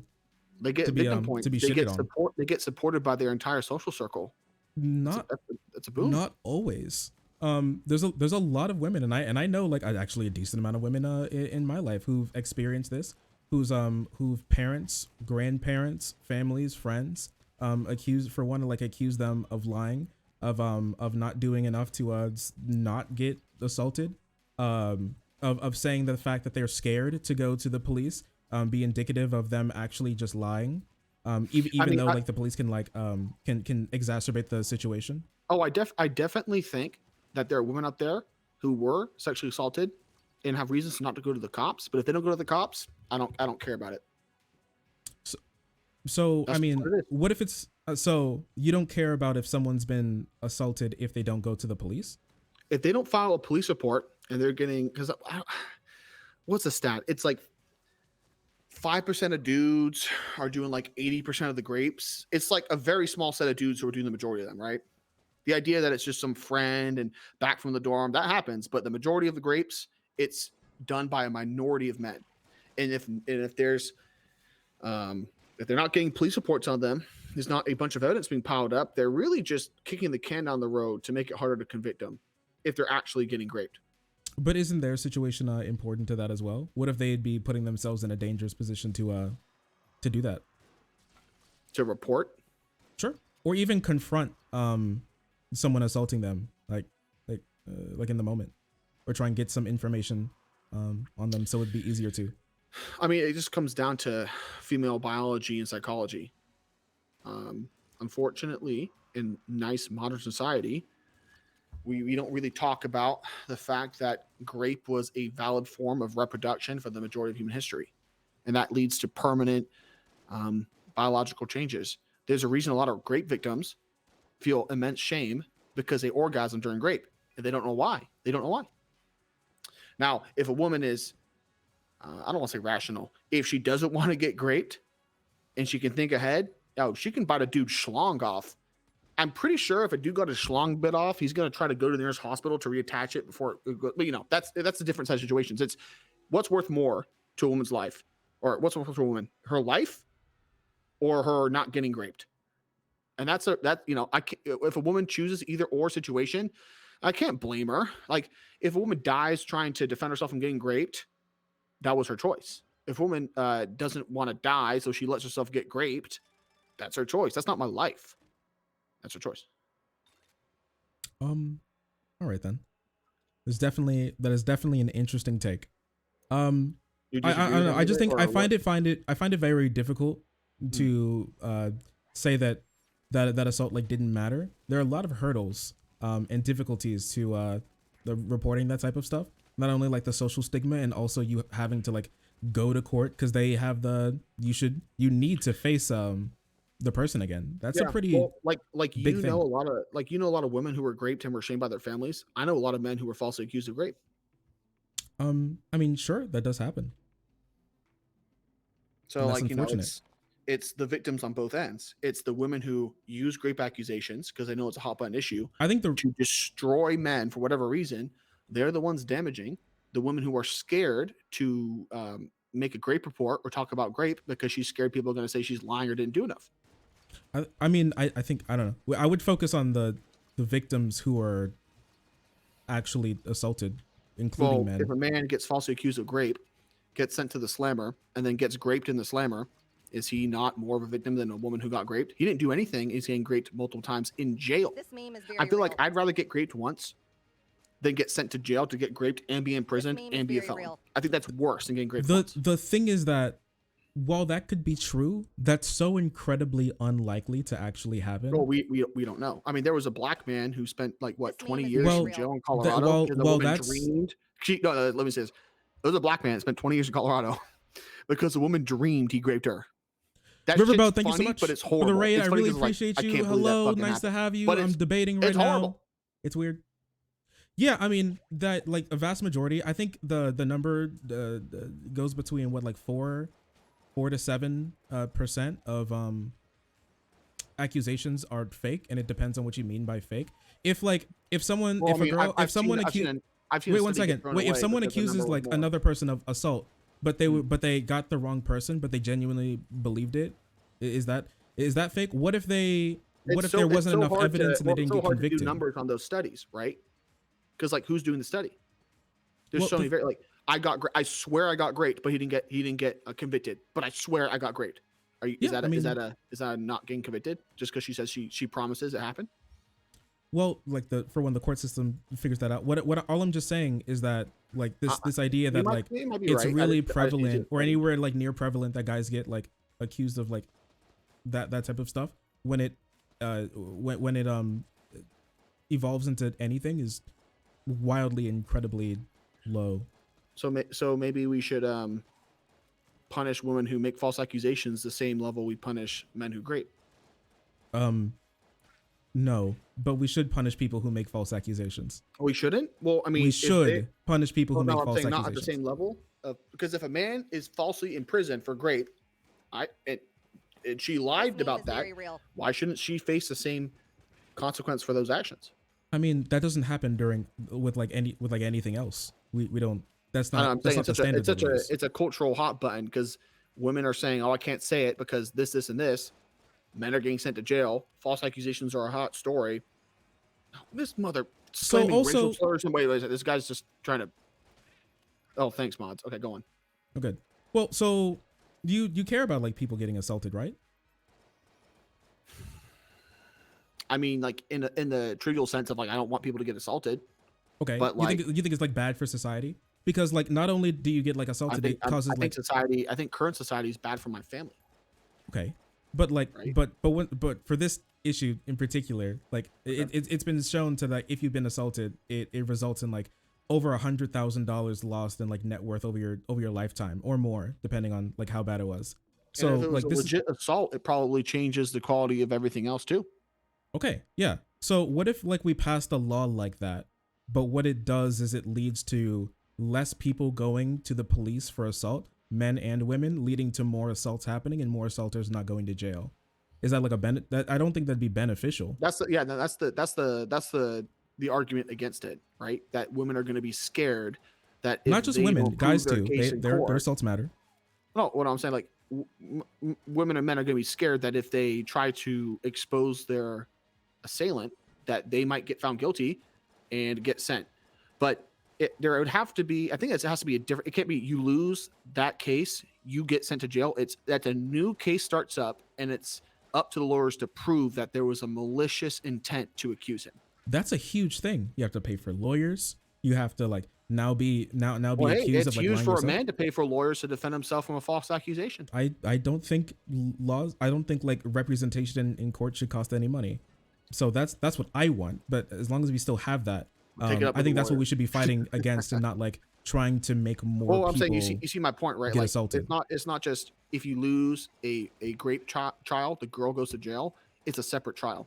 Like that's fine. That it would have the Do you same think chilling. do you think that's better than the? You see your It's point there? better, but you're asking me if like eating dog shit or eating like human shit would be better. I mean, like Oh, sure, I guess like so it's eating the still dog shit would horrible. be better, You but still don't think false accusation female shouldn't get the same punishment as a man they if he gets found guilty for that something he didn't is do. not a standard that we use, and I don't think it would be very helpful for like resolving like false accusations. Doesn't seem like something that would be useful. Well, right now we I got do think nothing that really. I do think that if it's like egregious, obviously, and that's to be like found out. Obviously, if there's like they find like a text message and she's like muhaha petting her hair and her white cat, I will now accuse him of assault to ruin his life. So Then yeah, so if obviously a, you should so be if like a prosecuted for that. But so if a woman failed in her attempt to send a male to jail for 20 years, she should only go to jail for 2 years because that's what happens now. If that, she I'm never not really- sure what the sentencing guidelines were, but I think but I don't Not I don't 20 like years the like rape. idea of a non-violent crime being punished the same as a violent crime. Okay. Well, no, I could see your point there. I see your point there. But let's get back to you think I'm a bad person, and we'll have to be ending the stream soon because I'm running Sure. into one of my associates' streams, and I told him I'd chill as shit. Sure, no problem. Yeah. So besides making fun of old women, what do you think is wrong with me? I like a lot of like your prescriptions in the way that we in like after me like kind of interrogating your worldview, you seem I don't know, you don't seem like a very good person. Like I care like what I care A about very in a person, a very what person? good person. Like I What- care what- about Yeah, I guess it means what good is, right? Sure, yeah. Well, I value people on how they treat others. I think that a value of a person is how they treat people who give them nothing, who they will gain nothing by the way that they treat them, and they still decide to treat them with empathy, care, compassion, and respect. And Now, those things are if you're vitally surrounded by a important. bunch of people who will abuse that empathy and leech all your resources away and murder your family by proxy, do you still think it's a Murder your virtuous family thing? what are you talking about? Can I No, just want to know I'm what you're saying, talking about? let's say you're surrounded by a group of people who will take advantage of your empathy and do the most horrible, vicious things to you. Do you think it's still virtuous to be empathetic and open and nice to them? I think it's virtuous to still be empathetic. You don't have to be nice to them, and you don't. I mean, you don't have to be necessarily. You don't have to be open to really anyone. But I didn't say openness. In my criteria. What you thought was being good, right? Say again. Well, it's like, I guess I just used what you said was being a good person was. Yeah, I did. Well, I didn't say openness. You don't have to be open. I'm not a very open person. I'm a very to myself person. but I would consider myself like to I fit mean, you those other might give values. yourself a little bit more openness because you're down to talk to contentious strangers on the internet for a couple hours at a time. That's pretty open. I wouldn't say you're like closed and socially closed. Well, this is my job, for one, and two, I need to do this Oh, for my work as well. to get more video games. Well, I mean, it's mostly to Okay. take this like interaction to help more guys in the future with with this type of stuff. Yeah. Well, it'd be interesting. If you have anybody that goes to your channel after this discussion, say, "Hey, I was a chronic fan and I found you, and I think that's legit." Yeah, just let me know because that'd be very interesting. Sure. I don't really think I'll get any of your audience come to my channel. It's like, I've seen the light. I went to the gym. I don't look at women over 30. I don't think that happens. But I mean, I think there's I advise guys to go to the gym. They just have to go to the gym for a good reason. I mean, it's almost like, should you take a medicine to heal your ailment because you want to heal yourself or because your wife's nagging at you? I think the result, it helps you out either way. Well, the thing is, I think it's way less likely for you to actually reach that result if if you're not doing it for a reason to actually improve yourself. A lot of the guys try to go to the gym and then they get discouraged because they don't see like the results that they want and they don't get like the attention that they think that they want. And even if they reach it, they don't get like what they think that they were getting, not because they wanted to see themselves look healthier in the mirror, but because they wanted like society to treat them differently, or they think that it would get them more pussy, or they thought that like more people would respect them. And when that happens, then you like relapse and you're less likely to continue on with that good behavior because you weren't doing it because you wanted to improve. You were doing it to impress other people. I think it's also more of a function of intelligence. And when I say that, I don't mean IQ points. I mean like willingness to look ahead more than a couple weeks. But I would say our difference in you thinking I'm a good person or not is our difference in views on religion and Christianity. I really don't mean this as an insult, but I would probably think your version of Christianity is weak, and I despise weakness, right? And what does that you mean? would think I'm an asshole that's not a good person, and I would see your viewpoints as weak. I mean, lots of people take it differently. Like forgiveness and justice are things that like that I've read a lot about, like Christianity. It's important. Forgiveness is vitally important, but so is justice, and those two things are different. So it's more like an open palm and a sword, and they need to work together to come to like a good resolution. You don't know much about me, and I highly doubt you'll ever know too much about me, and I won't know too much about you. You're very secretive. We got enough of a vibe for you to say I'm a bad person. I think I got enough of a vibe from the way that you. I mean, like you could be. I mean, I don't know what you do in like your the other part of your life. You could like when you go, you could be helping like old ladies cross the road, and I mean that's nice or everything. But in this respect, I would say that you're a bad person. Yeah, you may not be holistically a bad person. And I would say in this respect, I think you're a weak person, right? I mean, you don't know my you don't know me. In what regard would I be weak? I'm sure like outside you could be steadfast and strong going to the gym, but like this conversation, what does weak mean he's here? Probably a weak person. What does weak mean here? What are you talking about?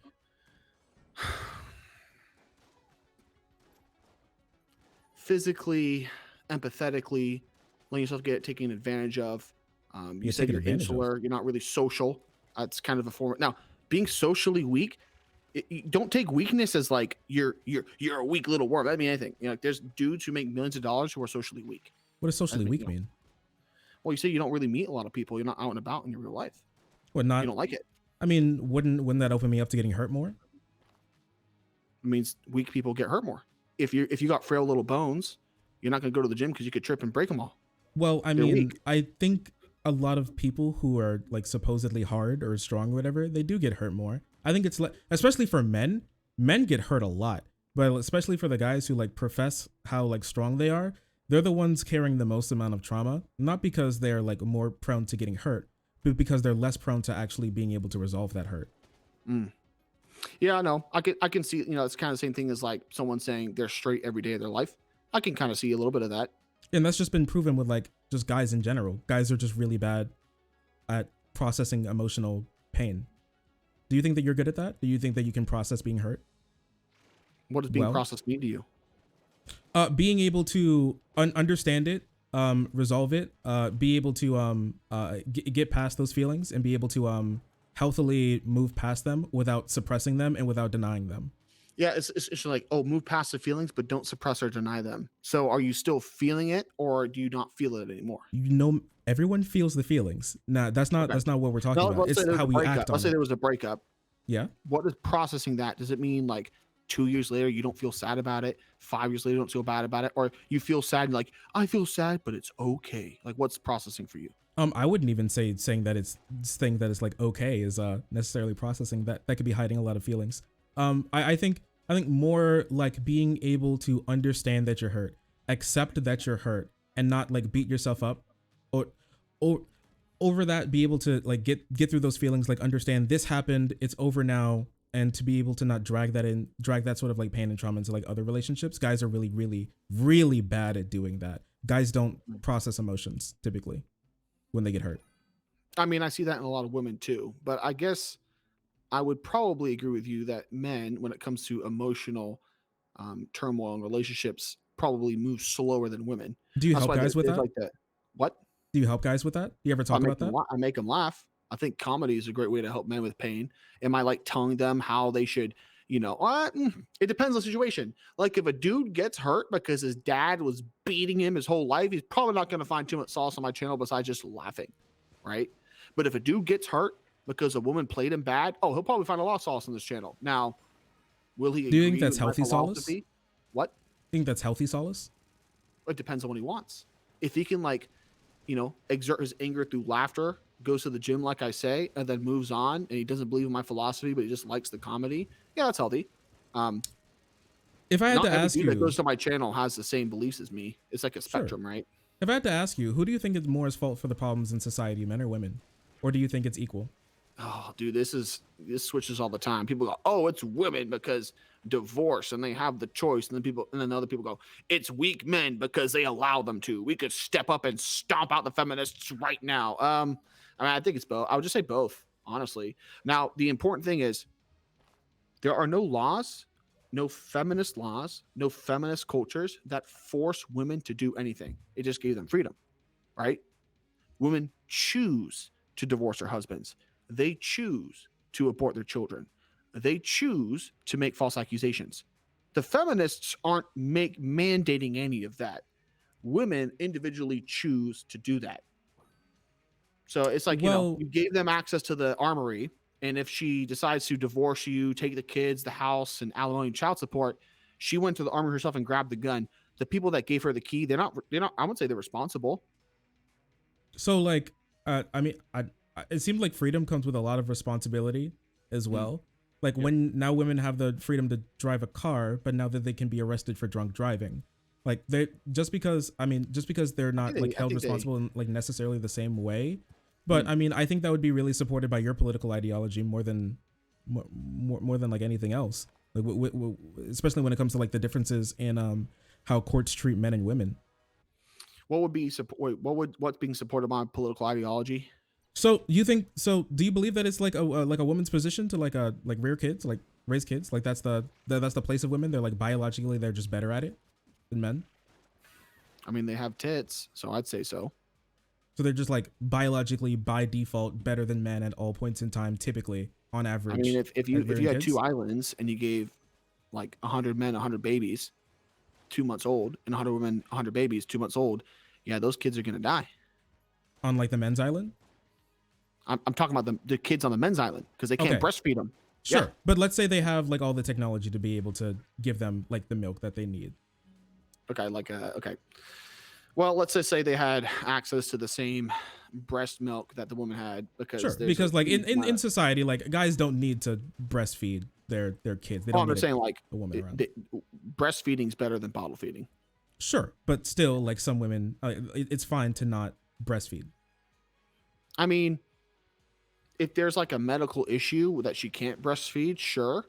But breast milk is much better in every capacity. Sure, it's like better, but you can supplement that. The kid will be fine. Well, you can't supplement the antibodies. Sure, The kids who don't get breastfed have higher rates of infection and viral infections. You can always take them to the doctor. Yeah, but would you rather take your sick kid to the doctor or have the kid not get sick? Sure. I mean, you can say that. I just want to ask you I the mean, question then. If you if a believe girl is in, like, I don't want to breastfeed for cosmetic reasons, that's her choice. I don't care. sure, but like My kids I'm aren't just going to be saying that like bothered though. with that like type of belief, it seems to logically follow that women should be presumed to get the kid, and then it should be like until the guy can prove that he's going to be the better parent, then it should always go to the mom. Does it not? Does that not follow? Depends how old the kids are. Depends how old the kids are. So what? Let's I don't know, like 10. I don't know. Like, I haven't seen much study about if there's a switch because it's such a specific But you situation. said Like a 5-year-old or a 6-year-old moves to his dad's house, her dad's house. If there's a change in the genetic influence, I haven't seen those studies. But you said that like that the kids in like single mother households have worse outcomes, right? So why wouldn't we push? Then why wouldn't we like so like should it always go to the guy then? Why does society give women the children? Is that what No, like why? No, like why should one group of people be like prioritized? Should it be men then, or should it be women then who always get the kids, or like who typically are seen as should have the kids? That's that becomes, it's almost like the same kind of question where who should vote. Hopefully men are choosing women that don't divorce them. That's why I push the things I push. Okay. I mean, it depends on like a lot of like divorce depends on a lot of things. And once again, even like having sex isn't like that heavily correlated with No, it is. It is. If going from 0 to 1 sexual partner doubles the chance of getting divorced. It goes from 18 to 36. Well, once again, it doesn't seem like it's having penis is what leads to that. It seems like the ideas like behind that. It seems like they just don't care more about marriage. We don't have the information to correlate that. Right now, all we have is no hymen, no diamond. So like, yeah, I'm sure if we got a study showing that religious girls who've had 2 sexual partners are less likely to divorce than atheists that had 0, I would change my advice. But I haven't seen that, so I'm keeping the advice the same. Sure. Right? So you do think that do you think it's likely to have like a happy relationship with a girl who's had 2 sexual partners before you marry her? 2, like besides you, so you're the third? Sure. That makes it like, I think it's like 54% chance you stay together. If you're one of those 54%, sure. If she's not comparing you to other guys, sure. I'm just trying to maximize the outcomes. Okay. Now, I mean, what about women? Like 1,000 dudes. Like if you're talking about individual people, that's different. But I have this really interesting question. Advise, I think this may be super interesting. And I'm sorry if I cut you off. You can go ahead if I cut you off. Oh, go on, man. If we care about like these types of things, do you think that women should always assume that a man is a rapist, or I'm sorry, like a sexual assaulter? If I lose my channel, I'm gonna send you a video of me crying. No. And I want you to cry in solidarity. No, I haven't cried in a long time. Right. I typically don't cry. I think it's if you use those naughty words like frequently. That's wild because I've been running my channel for 2 years talking about this type of stuff, and I don't talk about them in any ambiguous terms. And you're on the right side of the political aisle, right? I don't know. I'm looking for YouTube to be like nationalized and their shit to be taken away. I used to say that, but then I think, well, if it's nationalized, it means that probably me and you would both get shut down if you speak against corporations, right? So, well, if it's not, we'd be more likely to get shut down because we're speaking against like literally what makes them money. But now, since that isn't something that makes them money, it's not something that they would like really. Yeah, I mean, I don't know. I don't trust the government. It would just maybe there's like an algorithm or like it just detects if you're breaking the law. Yeah, we're like we can live in Tokyo 3. You know, you ever watch Neon Genesis Evangelion? I gotta say, I'm a fucking normie and I haven't. Okay, now you can roast me. You're no. I don't watch. No, I know that's a classic. I don't watch media. So this is like I've watched 4 anime in my entire life, and that's one of them. Oh, do you watch Attack on Titan? No. That's all right. It makes me uncomfortable. I don't like blood. Well, okay. If you don't like blood, that's probably not the one for you. Yeah, like women blood and gore type men stuff are makes me very sad. rapists? I mean, doesn't that make sense? What's the percentage of men that grape? Right.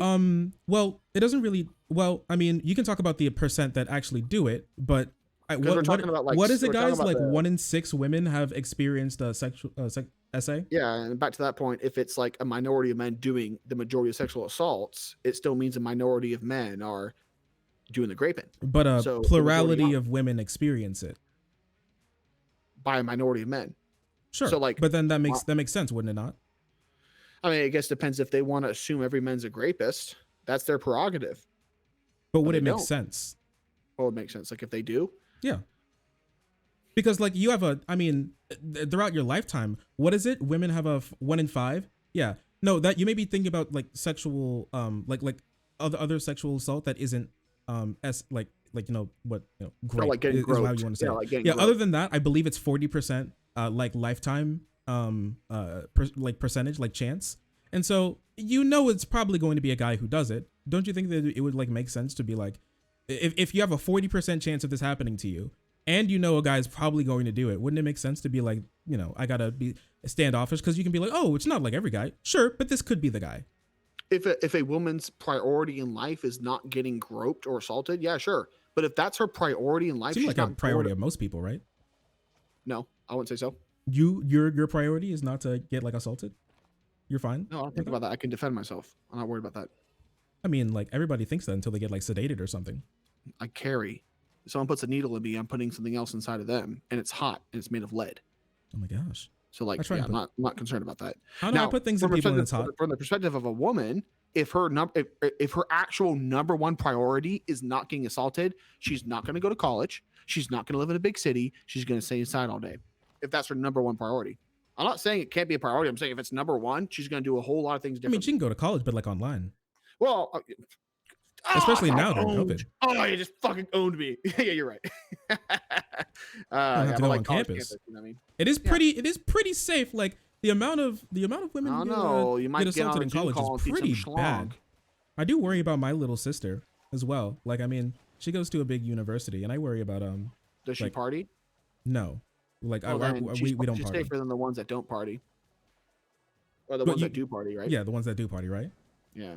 Yeah, I mean, she is safer, but still, like, I mean, like a lot of guys can take a lot of girls can take a lot of precautions. That doesn't really. I mean, you're in Kentucky, right? Yeah. Just tell her to carry. She cannot carry on campus. Well, I mean, if your sister's black, right? Maybe. Okay, you're black. I assume if she's a half sister, she's still black. Whoa, wait a second. What do you mean by black? What if she looks like definitely white? She's like half. She would be half as white as she is black, but she looks white. Well, in America, it's the one drop rule, right? Oh my god. Well, not necessarily, but I mean, some people believe that. I'm speaking as a white man. As a white man, it's the one drop rule. Okay. I took a. She was maybe, what was she? Like 30% black. Like she had a mulatto dad, and then like a white mom. She's like 30% black. I took her home. Everybody was like, "Oh, Chronic's dating a black girl now." That's just how the culture works. I mean, it is. I don't like in different. I mean, you can disagree with it. Like in France, they would disagree with it, but in America, that's how it is. It's a little strange. But yeah, I mean, it's a function of racial politics and slavery, right? Because they didn't want now Louisiana a little bit different because they had all them horny ass white dudes sleeping with their slaves. It's true. But don't you think like, I mean, like I would imagine like most girls, they're like grown to like raised to be like, you really have to watch out for being like assaulted. Like guys can be pretty crazy out there. They won't care about like boundaries, stuff like that. I mean, it seems like even if it's not their number one priority, at the very least being like any dude just like walking behind them for a while or just my original point was, if you're let's say she's white as anything, let's say she's mulatto, she's damn whiter than me, but she's got like a little bit of an afro. If she was on campus and a dude tried graping her and she pulled out a 22 and put a round in his leg, he didn't kill him. Y'all would be so rich by the number of Republican simps that would defend her, regardless of what the rules on campus are. I mean, I just found a way for you to make a lot of money, man. I mean, I guess. I mean, we kind of don't need that because a family gave my mom cancer, and so we're suing them for that. So that's already happening, kind of, but in a different way. Did they inject him with cancer cells? Yes. Yeah. Wait, what? What? No, I'm joking. They what they put carcinogens in a medicine and knew it was in there and still like sold it. And so Yeah, this is okay. So basically, they put a bunch of cancer-causing agents in an injection.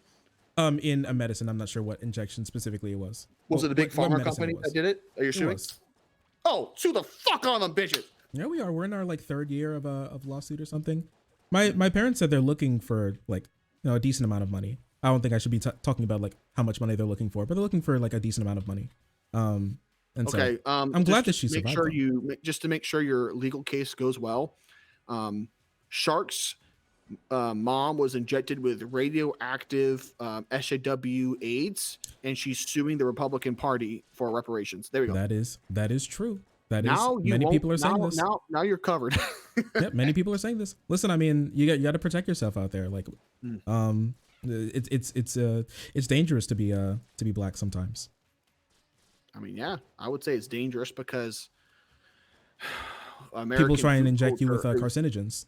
I would say American food culture is designed to kill you. American food culture? I mean, yeah, not actually designed to kill you, but designed to be as addicting as possible. And it's like the a lot of soul food and stuff.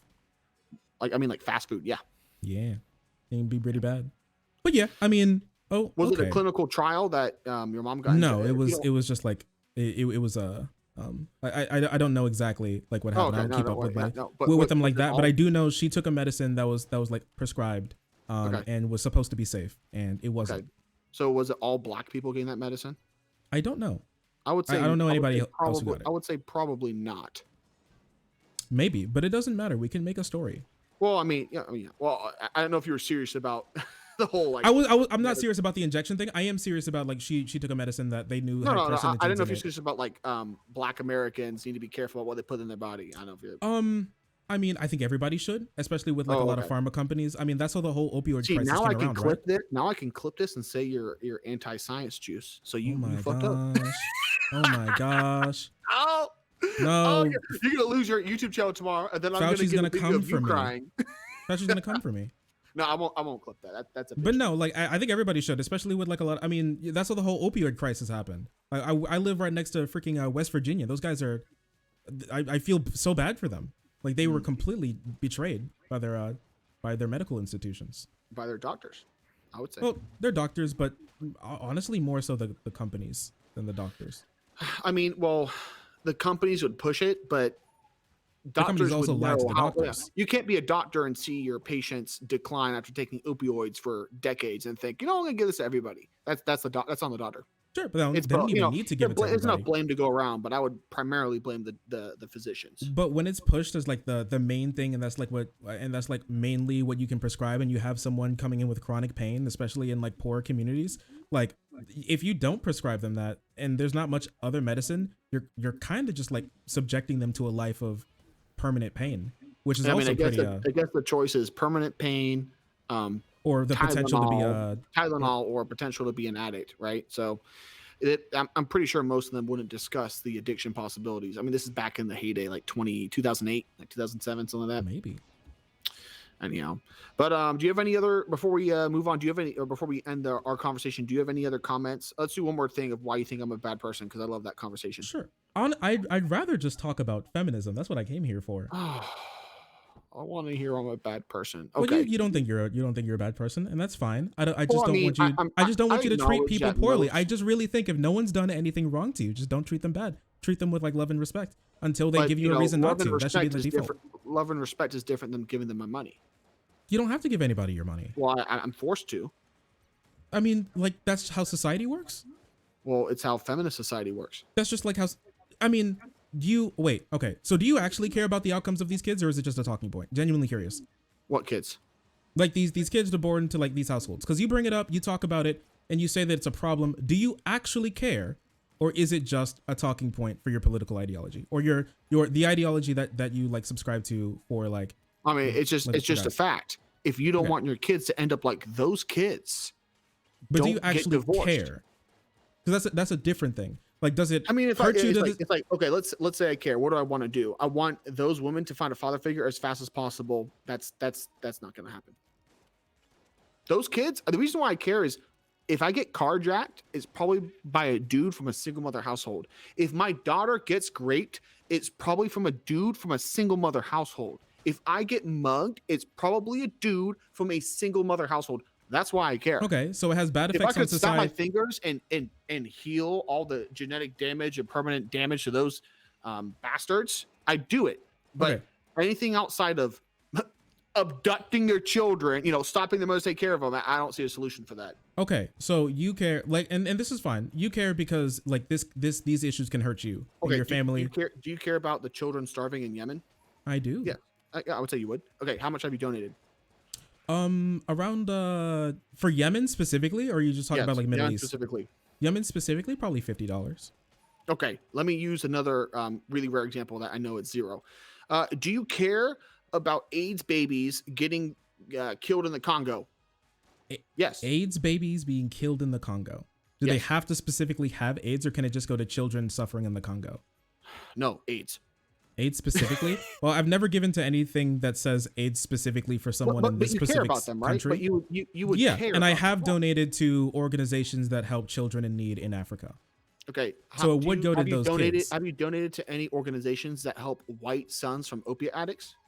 I've donated to organizations that helped opioid addicts, but not white sons of opiate addicts. Not specifically white people. Okay, but you care about them. I do care about them. Okay, so you can care about something and you want the best from them, and not like put financial resources down for them, right? I mean, sure. Like there's levels of care, right? Like if your sister became homeless, you'd probably open up the checkbook to help her out, right? Maybe. I remember This that meme is when very she was real. younger, she used to like destroy all of my slinkies. I used to love my slinkies, and my Oh. parents would give me like a slinky when I did well in school. And she would take the slinky and she would tangle it, and it would be unreconcilable. It would be the slinky would be destroyed. My parents would be like, you have to share your slinky with your little sister. She would destroy the slinky, and I've never had a slinky since. No, at that point you got to give her AIDS and send her to the Congo. That's the only reprimand. Yeah, okay. But yeah, I asked that question because for how we fix societal issues, a lot of that happens through taxes. And it seems like if you do actually care, then you want this issue fixed, even for a completely selfish reason. Well, it doesn't make any sense for you to advocate for them to how not do you get fix any of this money. Is how do you fix it? I would say that creating an environment where women are allowed to have bastards and be fed, it increases the problem. That, I mean, you can say that, but having them suffer more has not been proven to actually fix the problem. If we didn't feed bastards back in the 50s, there wouldn't be nearly as many bastards there are today. That's a you fact. don't know that. No, that's a fact. Women would not be out here making bastards if they knew women who made bastards and the man ran off would have a horrible financial situation. They'd have to go to a church and be a nun. This is really strange to think that this is your thought process that you think people go through for like I'm not looking at individual stories and pain. I'm looking at populations. Well, the thing is, populations don't act the way that you think that they act. Oh, they do. Well, there are rules of populations. If there is free resources for them to have children, if there's no calories to feed bastards, there would not be as many bastards. That is a very simple. But the thing is, someone would probably be caring for them. Like they'd probably go to churches, they'd go to homeless shelters. Wait. Do you want to defund all like homeless shelters from like public funding as well? I mean, like, am I, if I'm in charge of all the taxes? Yeah, sure. All right. So all homeless shelters, which in the majority of homeless people are men, they just get like screwed over because you just don't. Now, do you know what the percentage or how much money is spent on homeless shelters versus welfare for single mothers? I would say it's incomprehensible how big the difference is. Oh, I mean, sure. There's still people suffering just because you don't like a certain group of people, and also the money in and of itself isn't like homeless shelters are getting less than like 5% what single mothers get. I mean, sure, but the amount of people that they help, man isn't going to produce more defunct children. Not all the time. I'm sure some do. As a single mother household would. Single mother household. We're not just talking about men versus women. We're talking about women versus homeless people. No, we're talking about men versus women, but you brought up the homeless men shelter thing. Well, I said homeless men specifically, but you'd be defunding all homeless. What other programs help men at the same level that help out single mothers? It doesn't have to be the same level. I want all the levels to be not only equal but also much more. Well, I So guess are you maybe going not equal to depending are on you like how going many people they are you actually going have to to help. what? Are you What? going to like triple your taxes so men get the same level of resources women We do? don't need. We Or are live in you the going to United States of reduce? America. We do not need to triple our taxes to do this. Well, I mean, that's a completely different argument because I would agree with most of the tax cuts you want to make. I'd probably yeah, no, fuck them for sure. I mean, no, we don't need to make we don't need to make tax cuts. We can just Well, we allocate could the make money. tax cuts if we didn't send money to Israel and the oil companies. Like I guess that would be a tax cut. We just don't. What I'm talking about is we don't need to do that. Like we can do it. There's no reason for us to. From like a position of I want this money to go here. Like we don't need to defund. We live in the United States. We could just allocate more money. I mean, yeah, no, we could just print more money. That could always happen. Yeah. So I'm a fan of in that. these scenarios, it seems like this idea would just hurt more people, make the world more dangerous, In the and make short term, in the short term, yeah. in the long term. Well, in the long term, if the population of bastards gets reduced by 80%, the crime would just plummet. This will not happen. What do you mean? If there's less bastards and bastards are like 8 times more likely to do all these crimes, You have no and clue they if get there's going to be reduced. less kids born out of wedlock. There could be more. If women aren't able to support kids born out of wedlock, they will not have as many kids out of wedlock. That is not true. Really? You don't If think? this You think wait. If this was true, then why all throughout history, human history and time, do poor people have more kids and they have less ability to actually care for those kids? Now you're comparing. It's not just bastards, and back then you're saying poor people. They typically would have husbands, but you're comparing medical systems. Not always. No, I mean, what point in time had a similar level of medical health care for children as the 20th century? But we're not talking about like medical health care. The thing is, like back in the day, like men's lifespan was much shorter. So honestly, there would be more widows and there would be more people living, it would be more women specifically raising kids alone, but yet they still have more kids. Like the birth rate has been dropping, right? So the thing is, people had kids and they had no possibility to actually care for them a lot of the time. Infant mortality has plummeted over the past 400 years. That's true, but people still had more kids. In the past, because half of those kids would die from diphtheria. But they even the kids that lived on, there were more. There are more kids that died, there are more kids that lived. This is true. This is true. So with that being said, it doesn't seem likely that if you cut this funding, that there'll be less. It just seems like there'll be the same amount or more, and they'll just be even in worse situations and do more crime. I mean, this is postulation. I mean, I guess there could be a chance that if you cut funding to single mothers, they decide, you know what, we need to have more babies just in case. I mean, actually, that's kind of like exactly what they do, especially when the kids grow up and they need to go to like I would maybe give poor women a little bit more credit in terms of like rationality than you. And I think if they knew there was no food stamps, welfare, Section 8, whatever it is, they would have less children. But I can't say that, you know, I can't like stand behind that 100%. Well, for one, it takes 2 to make kids, and 2, like it just doesn't. It really is like, who are they choosing to make a kid with? They're not making it. They're not making a kid with stable Urkel who's 5'2" that wants children. You have no clue if they were stable and then became unstable, like the financial crisis happened. It's like you think there's some dude that just suddenly snapped and decided to leave. I think that's a I minority. mean, people are very complicated, for one, and 2, like a lot. You know what the main driver that drives like families apart is? You know what that is? Like main social issue? It's income, probably. It is. It's the amount of money that you make, and a sudden change in the amount of income. Now that's for divorce. Now a poor man. Oh no, that's for divorce. That's for divorce. Number one reason marriages dissolve is money. It's divorce. The women out here who are like 17, 18, getting knocked up by basketball, Chad, Tyrone, whoever. This does not happen. They're not getting married. They're fucking the most biologically attractive man. And if they're pregnant, and now here's where me and you would agree. Okay. I want abortions to be free and accessible at every single school. School? Why school? Because if a 16-year-old thotty gets knocked up, I don't want her bastard to come carjack me in 20 years. Why? Wait. Why school? It was an over exaggeration. Okay. I just want abortions. No, I was just genuinely convinced, because what I was seeing in my head is that like lunchtime comes and you like imagine all of like the 16-year-olds like lining up to go get like vacuum sucked I guess I thought you were gonna serve the kids out. Yeah, like I'm like is this during lunchtime? baby chicken That's what I was nuggets. saying. That's what I was saying. I was like, this is strange. Yeah, no, it is strange. No, I want as many abortions as possible, because I think if a woman is one to get an abortion, she shouldn't have children because she's choosing sexual partners who aren't there for the long run. So yeah. I mean, I guess, but it doesn't really work out that way. No, You agree with me because a we lot of the support the times same you output. don't. A lot of the times you have no clue that person's going to be there. Do for you a long want time. free abortions? Sure, but I want less There abortions. you go. You just agreed with a far right extremist misogynist. Now you should go home and cry about it. Oh no. But yeah, I mean, I guess, dude. I want less abortions. I don't think abortions are good things. But yeah, it just seems like this ideology seems more like short-term, selfish focused, and it's never been proven. It's more focused on my family. I don't want dysgenic people having tons of kids who are going to commit more crimes. That's where the idea came from, but the idea does not protect your family. Like, there's a reason why people in like poor Africa have more kids than if we just exported all our bastards to Cuba, our cities would be so much safer. We would also be like blockaded by the UN. I mean, the UN's the bitch of the US, right? I mean, we can do whatever the fuck we want. I mean, not necessarily.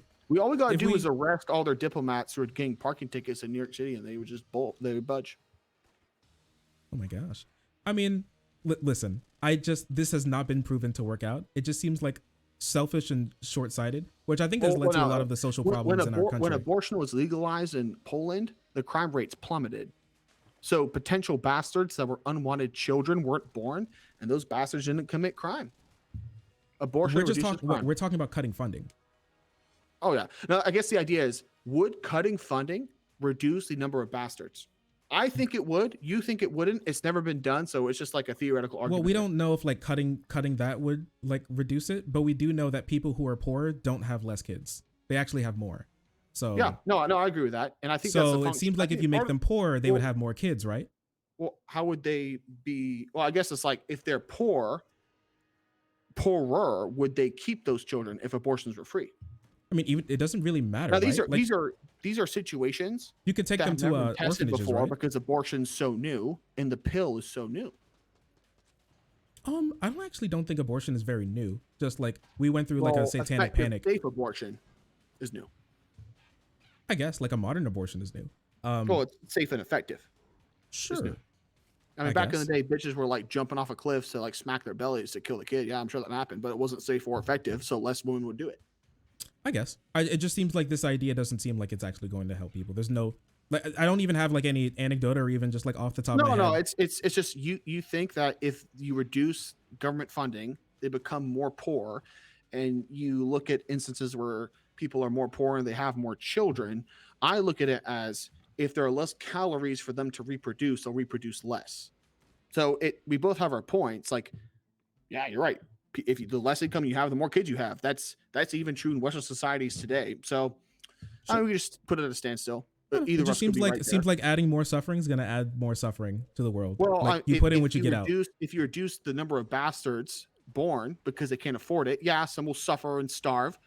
The next generation, you have 50% of what you would have if you fed them and they had more bastards. You are pulling that idea that it's going to actually fix the problem in the first place completely out of your ass. Well, you're pulling the idea that churches won't feed those poor children out of your ass. Well, the thing is, if they do feed the poor children, not only are they going to be more poor, more unstable, they'll have more kids, and they'll survive more. So the situation would be even worse. Oh, I mean, you're pulling the idea that churches would feed them to the level they'd be fertile out of your ass.